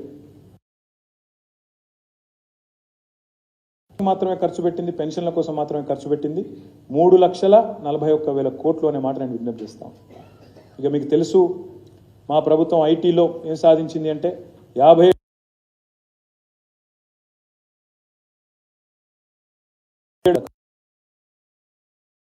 పిల్లలకు, ఈ రాష్ట్రంలోని పిల్లలకు భవిష్యత్తు ఐటీ రంగంలో ఇది నాస్కామ్ అడుగుతా ఉన్నాను. ద్వితీయ శ్రేణి పట్టణాల్లో ఇవాళ మీరు ఒక కరీంనగర్ పోయినా, ఖమ్మం పోయినా, మహబూబ్ నగర్ పోయినా, నల్లగొండ పోయినా, సిద్దిపేట పోయినా, ఇక మేము పట్టణ ప్రగతిలో పెట్టిన ఖర్చు ఇవాళ మీరు ఏ పట్టణానికి పోయినా కనబడే చిరునామాలు, చిహ్నాలు ఎన్నో ఉన్నాయి. మోడల్ మార్కెట్లు, వైకుంఠ ధామాలు, మిషన్ భగీరథ, మొత్తంగా చూస్తే మొత్తం పట్టణాల మీద మేము పెట్టిన ఖర్చు హైదరాబాద్తో సహా కలిపి ఈ 10 ఏళ్లలో 1,21,294 కోట్లు. మేము కేవలం నిధులు మాత్రమే ఖర్చు చేయలేదు. కొత్త మున్సిపల్ చట్టం ద్వారా ఉద్యోగులకు వాళ్ళ విధులు గుర్తు చేశాం, కౌన్సిలర్లకు, కార్పొరేటర్లకు వాళ్ళ విధులు కూడా గుర్తు చేసి పటిష్టమైన పద్ధతిలో చేసినాం. కాబట్టే ఇవాళ మన పట్టణాలకు భారతదేశంలో స్వచ్ఛ సర్వేక్షణలో 2nd highest number of awards in the country for any state Telangana. ఇది మేము సృష్టించిన సంపద కాదా అని ఈ ప్రభుత్వాన్ని అడుగుతా ఉన్నాం. ఇంకొక మాట, ఈ సంస్కరణ భారతదేశంలో ఎవరైనా చేసిండ్రా?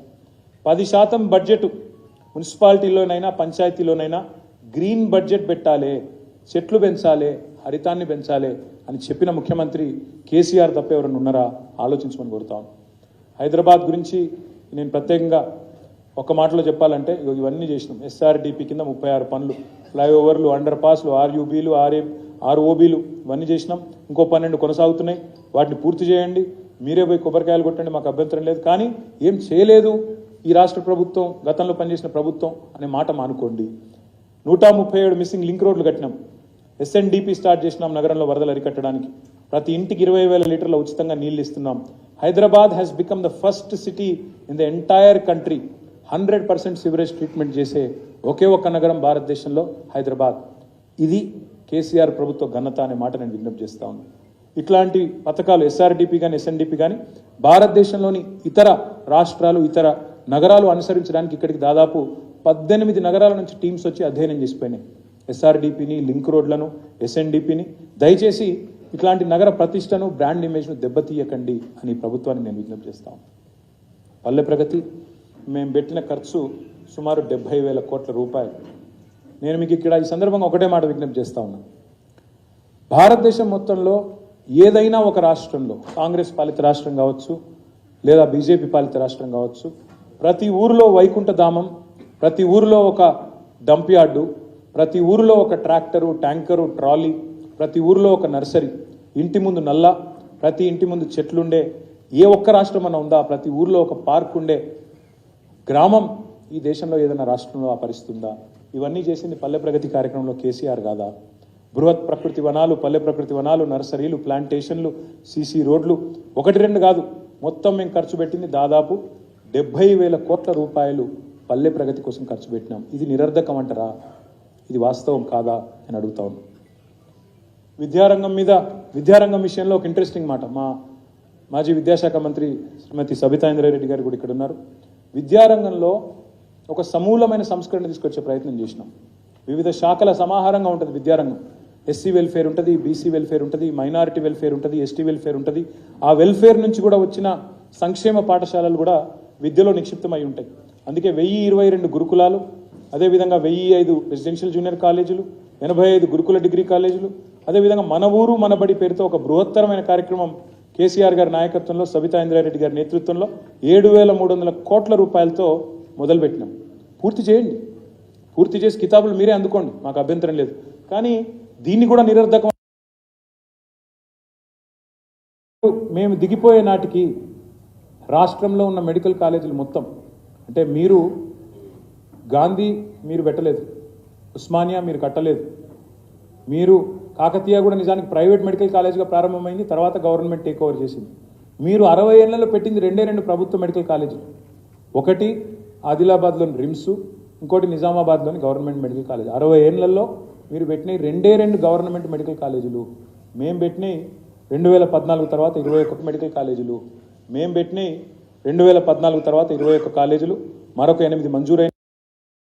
రాష్ట్రంలోని విద్యార్థులను, రాష్ట్రంలోని తల్లిదండ్రులను నేను అడుగుతా ఉన్నా, ఈ కొత్తగా పెట్టిన 21 మెడికల్ కాలేజీల్లో రేపు చదువుకోబోయే SC, ST, BC, minority, EBC అమ్మాయిలు, అబ్బాయిలు వాళ్ళు డాక్టర్లు అయిన తర్వాత, వాళ్ళు ఆ సోషియో ఎకనామిక్ ల్యాడర్లో ఆ నిచ్చెన మీద 10 మెట్లు పెరిగిన తర్వాత సృష్టించబోయే సంపద వాళ్ళ మొత్తం 100 ఏళ్ల జీవితం. దాన్ని ఏ కొలమానంతో కొలుస్తారు? ఒకప్పుడు 500 ర్యాంక్ వచ్చినా సీటు రాని విద్యార్థికి ఇవాళ 5000 ర్యాంక్ వచ్చినా సీట్ వచ్చే పరిస్థితి వస్తే దాన్ని ఏ లెక్కన ఆ తృప్తిని కొలుస్తారు? ఆలోచించమని చెప్పి నేను కోరుతా ఉన్నాను. అదేవిధంగా ఇంకా చాలా కొత్త విశ్వవిద్యాలయాలు మా మాజీ మంత్రి గారి నేతృత్వంలో, కేసీఆర్ గారి నాయకత్వంలో కొత్తగా అటవీ విశ్వవిద్యాలయం ఏర్పాటు చేసుకున్నాం, మహిళా విశ్వవిద్యాలయం ఏర్పాటు చేసుకున్నాం. ముందుకు తీసుకొని పోండి, సమర్థవంతంగా నడపండి అని వారిని కోరుతా ఉన్నాం. వైద్య రంగం ఇక్కడ వచ్చిన మార్పు మామూలు మార్పు కాదు. ఇప్పుడే నేను చెప్పినట్టు ఎంబీబీఎస్ సీట్లు ఎంత పెరిగిందో మామూలు మార్పు కాదు. ఇప్పుడే నేను చెప్పినట్టు ఎంబీబీఎస్ సీట్లు ఎంత పెరిగిందో చూడండి. 2850 నుంచి 3515. బెడ్స్ ఎట్లా పెరిగినాయి చూడండి, 17,000 నుంచి 34,000. ఆక్సిజన్ బెడ్లు దాదాపు 30 రెట్లు పెరిగినాయి.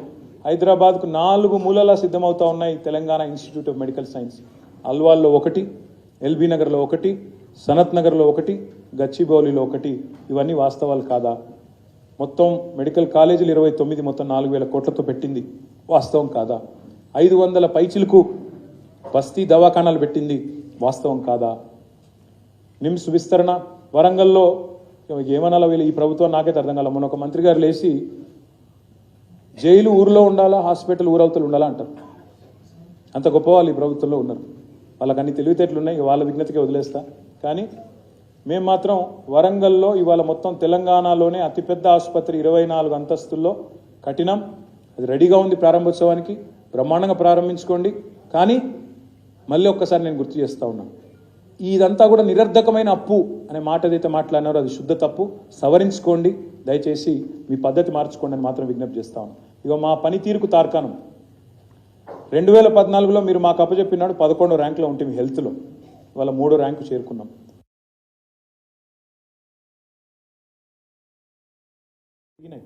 తద్వారా వాళ్ళ తెలంగాణ నీతి ఆయోగ్ ఇండెక్స్లో కూడా 3వ స్థానానికి చేరుకున్న మాట కూడా గుర్తు చేస్తూ ఉన్నా. కంటి వెలుగు లాంటి మానవీయమైన ప్రోగ్రాం తీసుకున్న ముఖ్యమంత్రి కేసీఆర్ గారు 3,14,00,000 మందికి ఉచిత కంటి శిబిరాలు అందిస్తే ఢిల్లీ గవర్నమెంట్, కేరళ గవర్నమెంట్ కూడా అభినందించి మేము కూడా చేస్తాం ఈ పని అని చెప్పిన పరిస్థితి. కాబట్టి దయచేసి ఇట్లాంటి ప్రభుత్వాన్ని, ఇట్లాంటి నాయకత్వాన్ని నిందించే ప్రయత్నం ఎవరు చేసినా మీరే అబాస్ పాలవుతారన్న మాట కూడా నేను విజ్ఞప్తి చేస్తా ఉన్నాను. రాష్ట్రంలో ట్రక్ డ్రైవర్లు ఎవరైనా పనిచేస్తే వాళ్ళు మొత్తం భారతదేశం అంతా తిరిగే వాళ్ళు చెప్తున్నారు, ఎక్కడ చెట్లు ప్రారంభమవుతాయో అక్కడ తెలంగాణ ప్రారంభమైనట్టు అని చెప్తూ ఉంటారు. ఇవి అట్లాంటి ప్రయత్నం 10,822 కోట్లతో మానవ ఇతిహాసంలోనే 3వ అతిపెద్ద ప్రయత్నం హరితహారం. ఇంత బ్రహ్మాండంగా 7.7% highest in the country according to forest survey పెంచింది తెలంగాణ ప్రభుత్వం. దీన్ని కూడా నిరర్ధకమైన ఖర్చు అంటారా?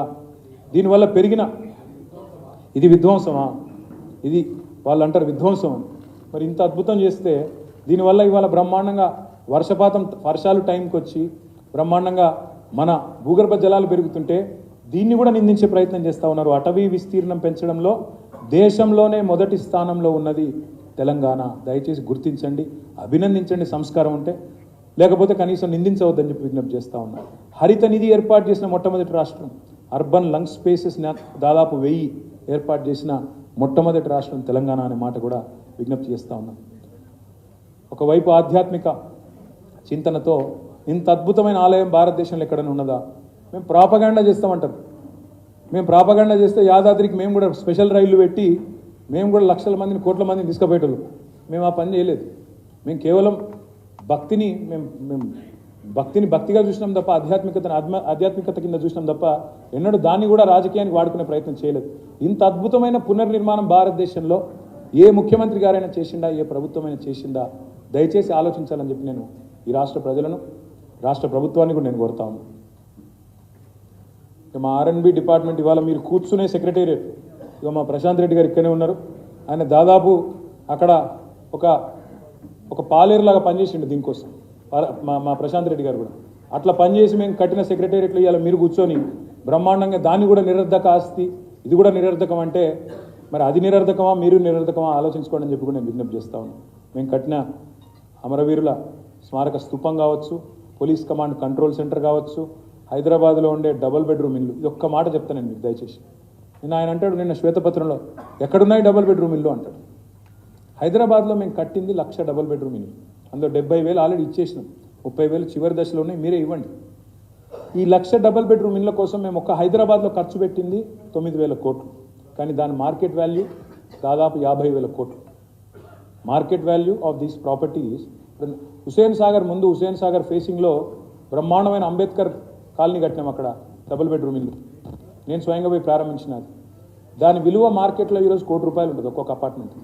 ఎట్లా లెక్క కడతారు దాన్ని? ఇదంతా సంపద కాదా? రాష్ట్ర సంపద కాదా? ఇదేది చూపెట్టారా శ్వేతపత్రంలో?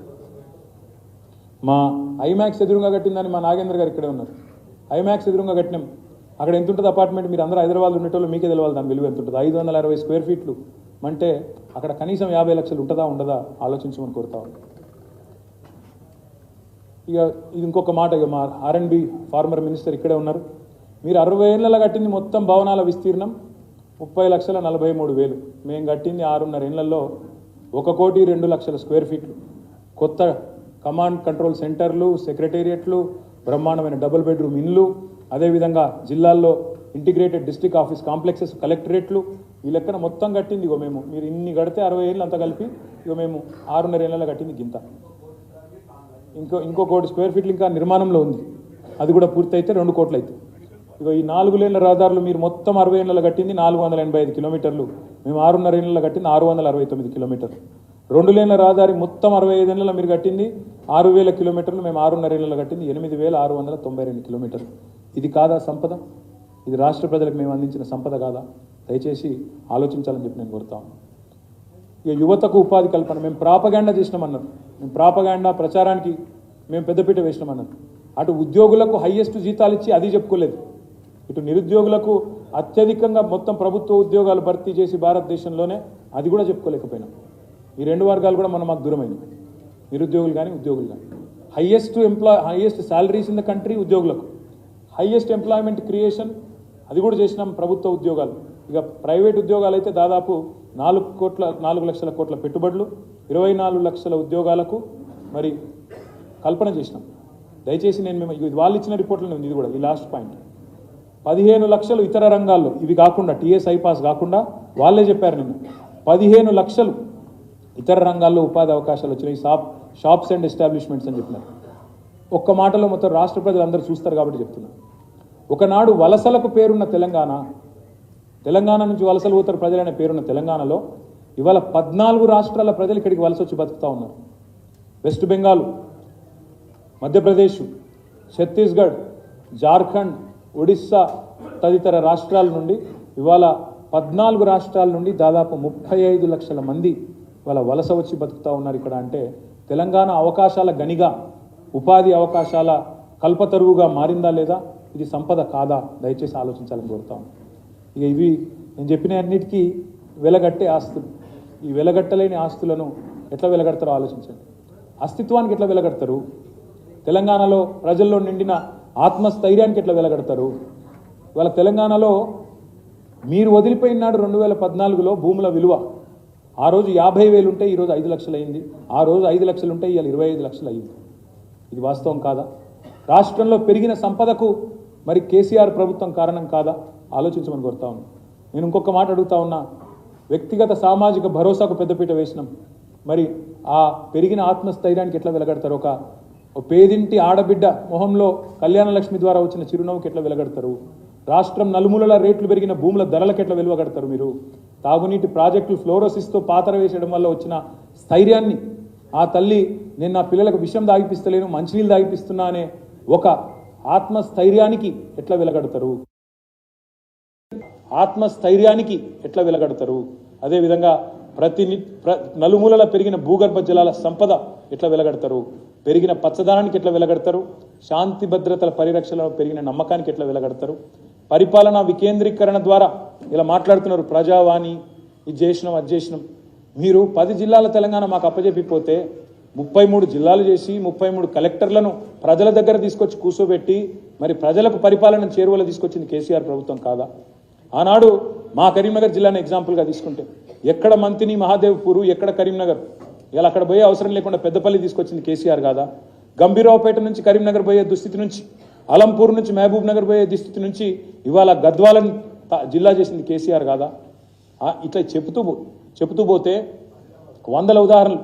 మా ఆదిలాబాద్ జిల్లాలో ఎక్కడో చెన్నూరు, ఎక్కడో కాగజ్ నగర్, ఎక్కడి నుంచి ఎక్కడికి పోవాలా? ఆదిలాబాద్ పోవాలా ఒక మూలకి. కానీ ఇవాళ అదే ఆదిలాబాద్లో కుమరంభీం, ఆసిఫాబాద్ జిల్లా, ఒకవైపు మంచిర్యాల జిల్లా, ఒకవైపు నిర్మల్ జిల్లా చేసింది కేసీఆర్ కాదా? ప్రజల వద్దకు పరిపాలన తెచ్చింది కేసీఆర్ కాదా? పెట్టుబడులకు స్వర్గధామం చేసినాం, రాష్ట్రానికి ఆదాయం పెంచినాం, విద్యను ఇవన్నిటిని కూడా భవిష్యత్తును నిర్మాణం చేసినాం. అందుకే నేను అనేది, మా దృష్టిలో ఆస్తులు అంటే నిర్మాణాలే కాదు, ప్రజల్లో పెరిగిన జీవన ప్రమాణాలు. ఆస్తులు అంటే ఇవాళ పెరిగిన రాష్ట్ర ప్రతిష్ట, ప్రతి కుటుంబంలో పెరిగిన ఆత్మవిశ్వాసం. స్వల్పకాలంలోనే రాష్ట్ర సమగ్ర అభివృద్ధి నిజంగా చెప్పాలి అంటే మేము సాధించిన అతిపెద్ద విజయంగా మేము భావిస్తూ ఉన్నాం. నేను ఈ ప్రభుత్వానికి నేను చేసే విజ్ఞప్తుల్లో ఒకటే, సరే మీరు ఎన్ని చెప్పినా ఇంకా చాలా చెప్పవచ్చు, ఈ ఒక్క మాట మాత్రం చెప్తాను. పెట్టిన ఖర్చు కంటే పెరిగిన సంపద 10 రెట్లు పెరిగింది. సాగునీరు, గ్రామాల అభివృద్ధి వలన వాళ్ళ భూముల విలువ, తెలంగాణలో రైతు బంధు అందుకునే మొత్తం ఎక్స్టెంట్ ఎంత అంటే 1,52,00,000 ఎకరాలు అంటే పట్టా భూములు. మరి ఆ పట్టా భూములు ఇవాళ 5 రెట్లు, 6 రెట్లు, 10 రెట్లు పెరిగినాయి సంపద. మొత్తం లెక్క తీద్దామా ఎంత పెరిగిందో? ఎన్ని లక్షల కోట్లను లెక్క కట్టాలి నేను? అదేవిధంగా ఆ 1,52,00,000 ఎకరాల పట్టా భూమి విలువ నాకు తెలిసి కనీసం 5 రెట్లు పెరిగింది, ఇంకా ఎన్నో రెట్లు పెరిగిందని చెప్పొచ్చు. ఇంకొక మాట, ఓవరాల్గా ఏం చేసినాం? ఇగో ఇది చేసినాం. వాళ్ళేమో 6 లక్షలు అప్పు చేసినాం అంటున్నారు. నేను చెప్పేది కూడా సుమారు లెక్కనే, కానీ నాకు తెలిసి దీనికంటే ఇంకా చాలా ఎక్కువ రెట్లు ఎక్కువ ఉంటుంది. నేను అందుకే అంటా ఉన్నాను, దేశమంతా తెలంగాణ దిక్కు మళ్ళీ పాలన చేతగాక శ్వేతపత్రం పేరుతో చేతులెత్తేసిన కాంగ్రెస్ ప్రభుత్వం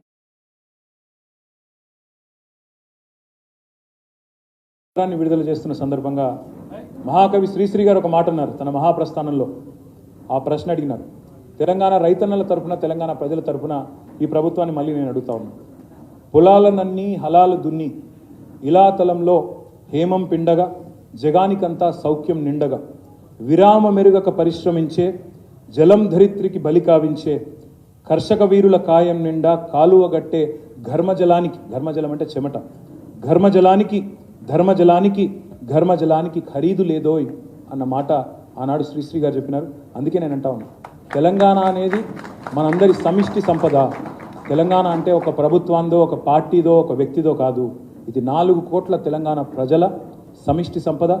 దీన్ని ఎవరు అగౌరవపరిచే ప్రయత్నం చేసినా, అందుకే మేము అంటున్నాం, తెలంగాణ అనే ఇవాళ టార్చ్ బేరర్, ఒక దీపస్తంభంగా మారిన తెలంగాణ, దీన్ని ఆగిపోనీయం, ప్రజల పక్షాన నిలబడతాం, తప్పకుండా ప్రజల పక్షాన పోరాటం చేస్తామని చెప్పి తెలియజేస్తూ మరి నేను మీ అందరినీ కోరేది ఏమంటే, ఈ మొత్తం ప్రజెంటేషన్ మీకు తెలుగులో నేను ఇచ్చినాను, ఇంగ్లీష్లో కూడా దీన్ని మారుస్తాము, ట్రాన్స్లేట్ చేసి మీ అందరికి అందుబాటులోకి తీసుకొస్తాము. ఇంగ్లీష్ మీడియా కూడా ఇక్కడ ఉన్నారు. I request the entire English media also to please take a copy of this. We'll translate it into English for you. I can give you a synopsis quickly, but I would rather not.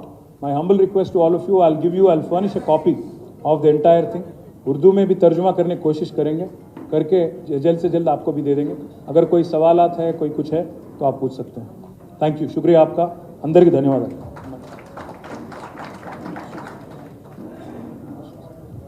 ఇప్పుడు కొంచెం మనం disturb చేయొద్దు. ప్రశ్నలు మీరు అడిగితే ఒక్కొక్కరు కేటీఆర్ గారు సావధానంగా సమాధానం చెప్తారు. ఏమైనా ఉంటే, లేకపోతే పర్లేదు.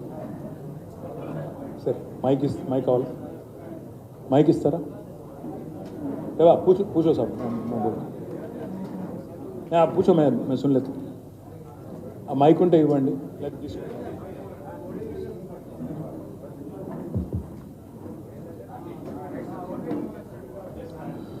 Thank you, sir. I'm Radhikant Reddy from the Hindu, sir. Yes, sir. Yeah. So my question is, ఇప్పుడు ఇంత సంపద సృష్టించినాం, మేము ఇంత బాగా చేసినాం, అయినా కూడా ప్రజలు మిమ్మల్ని ఓడగొట్టినారు. Actually review that situation sir, ఎందుకు ఓడిపోయింది అసలు TRS party despite all this achievement? What do you think we've been doing for the last 15 days? Of course we've been reviewing, Ravikanth గారు ప్రతి గెలుపులోనూ పాఠాలు ఉంటాయి, ఓటమిలో గుణపాఠాలు ఉంటాయి. డెఫినెట్గా చాలా అంశాలు ఉన్నాయి, 1-2 అని చెప్పను. కానీ ఇప్పుడే నేను చెప్పాను కదా మీకు, భారతదేశంలోనే అత్యధికంగా జీతాలు ఇచ్చాం ఉద్యోగులకి. కానీ ఆ ఉద్యోగులకు ఈ జీతాలు అత్యధికం అనే మాట మేము సరిగా ప్రచారం చేసుకోలేకపోయినాం. అత్యధికంగా భారతదేశంలోనే నిరుద్యోగులకు ప్రభుత్వ ఉద్యోగాలు ఇచ్చాం, కానీ చెప్పుకోలేకపోయాం. వాళ్ళ వరకు ఆ విషయం చేరలేకపోయింది. జరిగింది ఏమి అంటే, పెద్దలకు సామెత చెప్తారు, నిజం కడప దాటే లోపల అబద్ధం ఊరంతా తిరిగి వస్తుంది. జరిగింది అది. ఉద్యోగాలు ఇచ్చి చెప్పుకోలేకపోయినాము. యూట్యూబ్లో కొంతమంది బట్టకాల్చి మీదేసే ప్రయత్నం చేస్తే దాన్ని నివారించలేకపోయినాము. తద్వారా కొంత నష్టం జరిగింది తప్ప, మీరు అల్టిమేట్గా ఆలోచిస్తే రవికాంత్ గారు 1.85% తేడాతో మేము ఓడిపోయాం. అందులో మాకు దాదాపు ఒక 7-8 సీట్లు 4-5 వేల కంటే తక్కువ మెజారిటీతో పోయినాయి. కాబట్టి ఇదేదో మాకు రౌట్ కాదు, ఘోర అపజయం కాదు, కేవలం ఒక చిన్న స్పీడ్ బ్రేకర్ మాత్రమే. అందుకే ఆ కాన్ఫిడెన్స్తోనే చెప్తున్నాను. ఆల్రెడీ ఇప్పుడున్న పరిస్థితుల్లో ఇప్పుడు ఏం జరుగుతూ ఉందో ప్రజలందరూ గమనిస్తూ ఉన్నారు. అలవి కానీ వాగ్దానాలు, తెలిసి తెలవక ఇష్టం వచ్చినట్టు చెప్పడం, ఇవన్నీ గమనిస్తాను నేను. అందుకే రాష్ట్ర ప్రభుత్వానికి నేను ఒకటే కోరుతా ఉన్నాను, మీరు విజయవంతం కావాలని మేము కోరుకుంటున్నాం. మీరు ఇచ్చిన ప్రతి హామీ నెరవేర్చాలని కోరుతున్నాం. 100 రోజుల్లో చాలా చేస్తామని చెప్పారు. మరి 100 రోజుల కౌంట్ డౌన్ ప్రారంభమైంది. తప్పకుండా 100 రోజుల్లో ఇచ్చిన అన్ని హామీలు అమలు చేయాలా. మొన్న ఆల్రెడీ 4 మడతేసినారు. నిరుద్యోగ భృతి ఇస్తామని చెప్పి మేనిఫెస్టోలో పెట్టినారు. మొన్ననేమో ఉప ముఖ్యమంత్రి గారు మేము అనలేదు అనే మాట అన్నారు. సో ఇట్లా ఎన్నో అంశాలు ఉన్నాయి. 6 గ్యారంటీలు కాదు రవికాంత్ గారు, 412 హామీలు ఉన్నాయి. మేము లెక్క తీసినాం. మా పార్టీ తరఫున కూడా ఒక షాడో టీం ఏర్పాటు చేస్తాం. అంటే డిపార్ట్మెంట్ బై డిపార్ట్మెంట్ ఒక షాడో టీం మేము ఏర్పాటు చేస్తాం. వేరే దేశాల్లో షాడో క్యాబినెట్ అంటారు అనుకుంటా. సో అట్లాంటిది కూడా మా లెజిస్లేచర్లు కూడా ఏర్పాటు చేసుకుంటాం. తప్పకుండా ఈ ప్రభుత్వ ప్రతి శాఖలో, ప్రతి రంగంలో వీళ్ళ పనితీరు, వీళ్ళు ఏమేం చేస్తున్నారు, ఎట్లాంటి నిర్ణయాలు తీసుకుంటున్నారు, వాటన్నిటిని నిశ్చితంగా ప్రజల పక్షాన, అందుకే నేను చెప్పిన చివరి మాట అదే, ప్రజల పక్షాన నిలబడతాం. ఒక దీపస్తంభంలాగా మారిన తెలంగాణని ఆరనివ్వం, పడిపోనివ్వమని చెప్తా ఉన్నాం. సరే, రాజకీయాల్లో గెలుస్తామని ఆశిస్తాం. పోటీకి పోయినప్పుడు ప్రతిసారి గెలుస్తామన్న కాన్ఫిడెన్సే ఉండే. ఫలితాలు మమ్మల్ని నిరాశపరిచినా బాధ లేదు. ఎందుకంటే 2 టర్ములు ప్రజలు అధికారం ఇచ్చినారు. కాబట్టి we are thankful to them. Will continue to fight for them. I think will give the chance to somebody else in come. చెప్పండి సార్.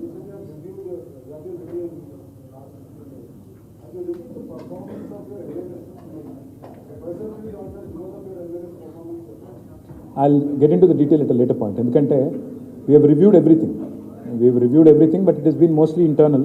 అందరితో చాలాసార్లు ఈ మధ్యకాలంలో కలుసుకున్నాము, మాట్లాడుకున్నాం, but mostly it has been internal. I think elaborate on that later. KTR గారు, నా పేరు రాములు అండి, 6TV బ్యూరో చూపు. అంటే మీరేమో లక్షల కోట్లు చేసి అంతకంటే ఎక్కువ అభివృద్ధి చూపించామని చెప్తున్నారు. కేవలం కల్వకుంట్ల కుటుంబ కమిషన్ కోసమే ఇన్ని లక్షలు అప్పులు చేశారని చెప్పి ప్రస్తుత మంత్రులు చెప్తున్నారు. ప్లస్ మీ మంత్రి జగదీష్ రెడ్డి ఖచ్చితంగా జైల్లోకి పంపిస్తామని కూడా ఆ జిల్లా మంత్రి చెప్తున్నారు. రాములు గారు, నేను ఒకటే అంటున్నా, మేము ఆల్రెడీ శాసనసభలోనే డిమాండ్ చేసినాం. సాగునీటి మీద చర్చలో డిమాండ్ చేసినాము, శ్వేతపత్రాల విడుదలలోనే డిమాండ్ చేశాం. అధికారం వాళ్ళ చేతుల్లో ఉంది. వాళ్ళ అధికారాన్ని మరి ప్రజలకు సేవలు అందించడానికి, ప్రజలకు ఇచ్చిన హామీలను నెరవేర్చడానికి వినియోగిస్తారా, లేదా కక్ష సాధింపు కోసం వినియోగిస్తారా, అది వాళ్ళ విఘ్నత. మాకు ఏ రకంగా చేసినా మాకు అభ్యంతరం లేదు. ఏ ఎంక్వైరీ అయినా, ఏ కమిషన్ అయినా, ఏ రకమైన ఆదేశం ఇచ్చుకున్నా వాళ్ళు మాకు అభ్యంతరం లేదు. మేమే డిమాండ్ చేశాం కదా, మీరు ఎంక్వైరీ చేయించండి అని మేమే అడిగాము. చేయమనండి, తప్పులు ఉంటే బయట పెట్టమనండి, తప్పకుండా అన్నీ ఎదుర్కొంటాం, న్యాయపరంగా ఎదుర్కొంటాం. హెచ్ఎంటీవీ, మీరు ప్రభుత్వ రంగంలో 1,60,000 ఉద్యోగాలు కల్పన చేశారు, ప్రైవేట్ రంగంలో 15 లక్షల ఉద్యోగాలు కల్పన చేశామంటున్నారు. యువత మీకు ఈసారి ఎన్నికల్లో దూరమైందని భావిస్తున్నారు? యువత కొన్ని విషయాలు, ఎందుకంటే ఇప్పుడే నేను చెప్పినట్టు ఏమైందంటే, ఒక నిజం అనేది కడప దాటే లోపల అబద్ధం ఊరంతా తిరిగి వస్తుంది అన్నట్టు కొంత అట్లాంటి దుష్ప్రచారాన్ని నమ్మినట్టుగా అనిపించింది చాలా చోట్ల. కాకపోతే దాన్ని సవరించుకోవాల్సిన బాధ్యత మా మీద కూడా ఉంది. కొన్ని డెఫినెట్గా కొన్ని ఆ రోజే స్పందించి ఉంటే బాగుండేదని అభిప్రాయం ఉంది. ఇప్పుడు దాని లోతుల్లోకి నేను పోను. డెఫినెట్గా కొన్ని మా తరఫున కూడా కొన్ని చిన్న చిన్న తప్పులు జరిగినాయి, పొరపాట్లు జరిగినాయి, వాటిని సవరించుకుంటాం, ముందుకు పోతాం. ఐ థింక్ ఇక ఇదే చాలా సావధానంగా డీటెయిల్గా వచ్చినట్టుంది. కాబట్టి ఇంకా మీరు మళ్ళీ ఇంకెక్కడెక్కడికో వెళ్ళిపోతే మీకు కష్టం, నాకు కష్టం. కాబట్టి వదిలేద్దాం, ఇక్కడికి లంచ్కి వెళ్ళిపోదాం.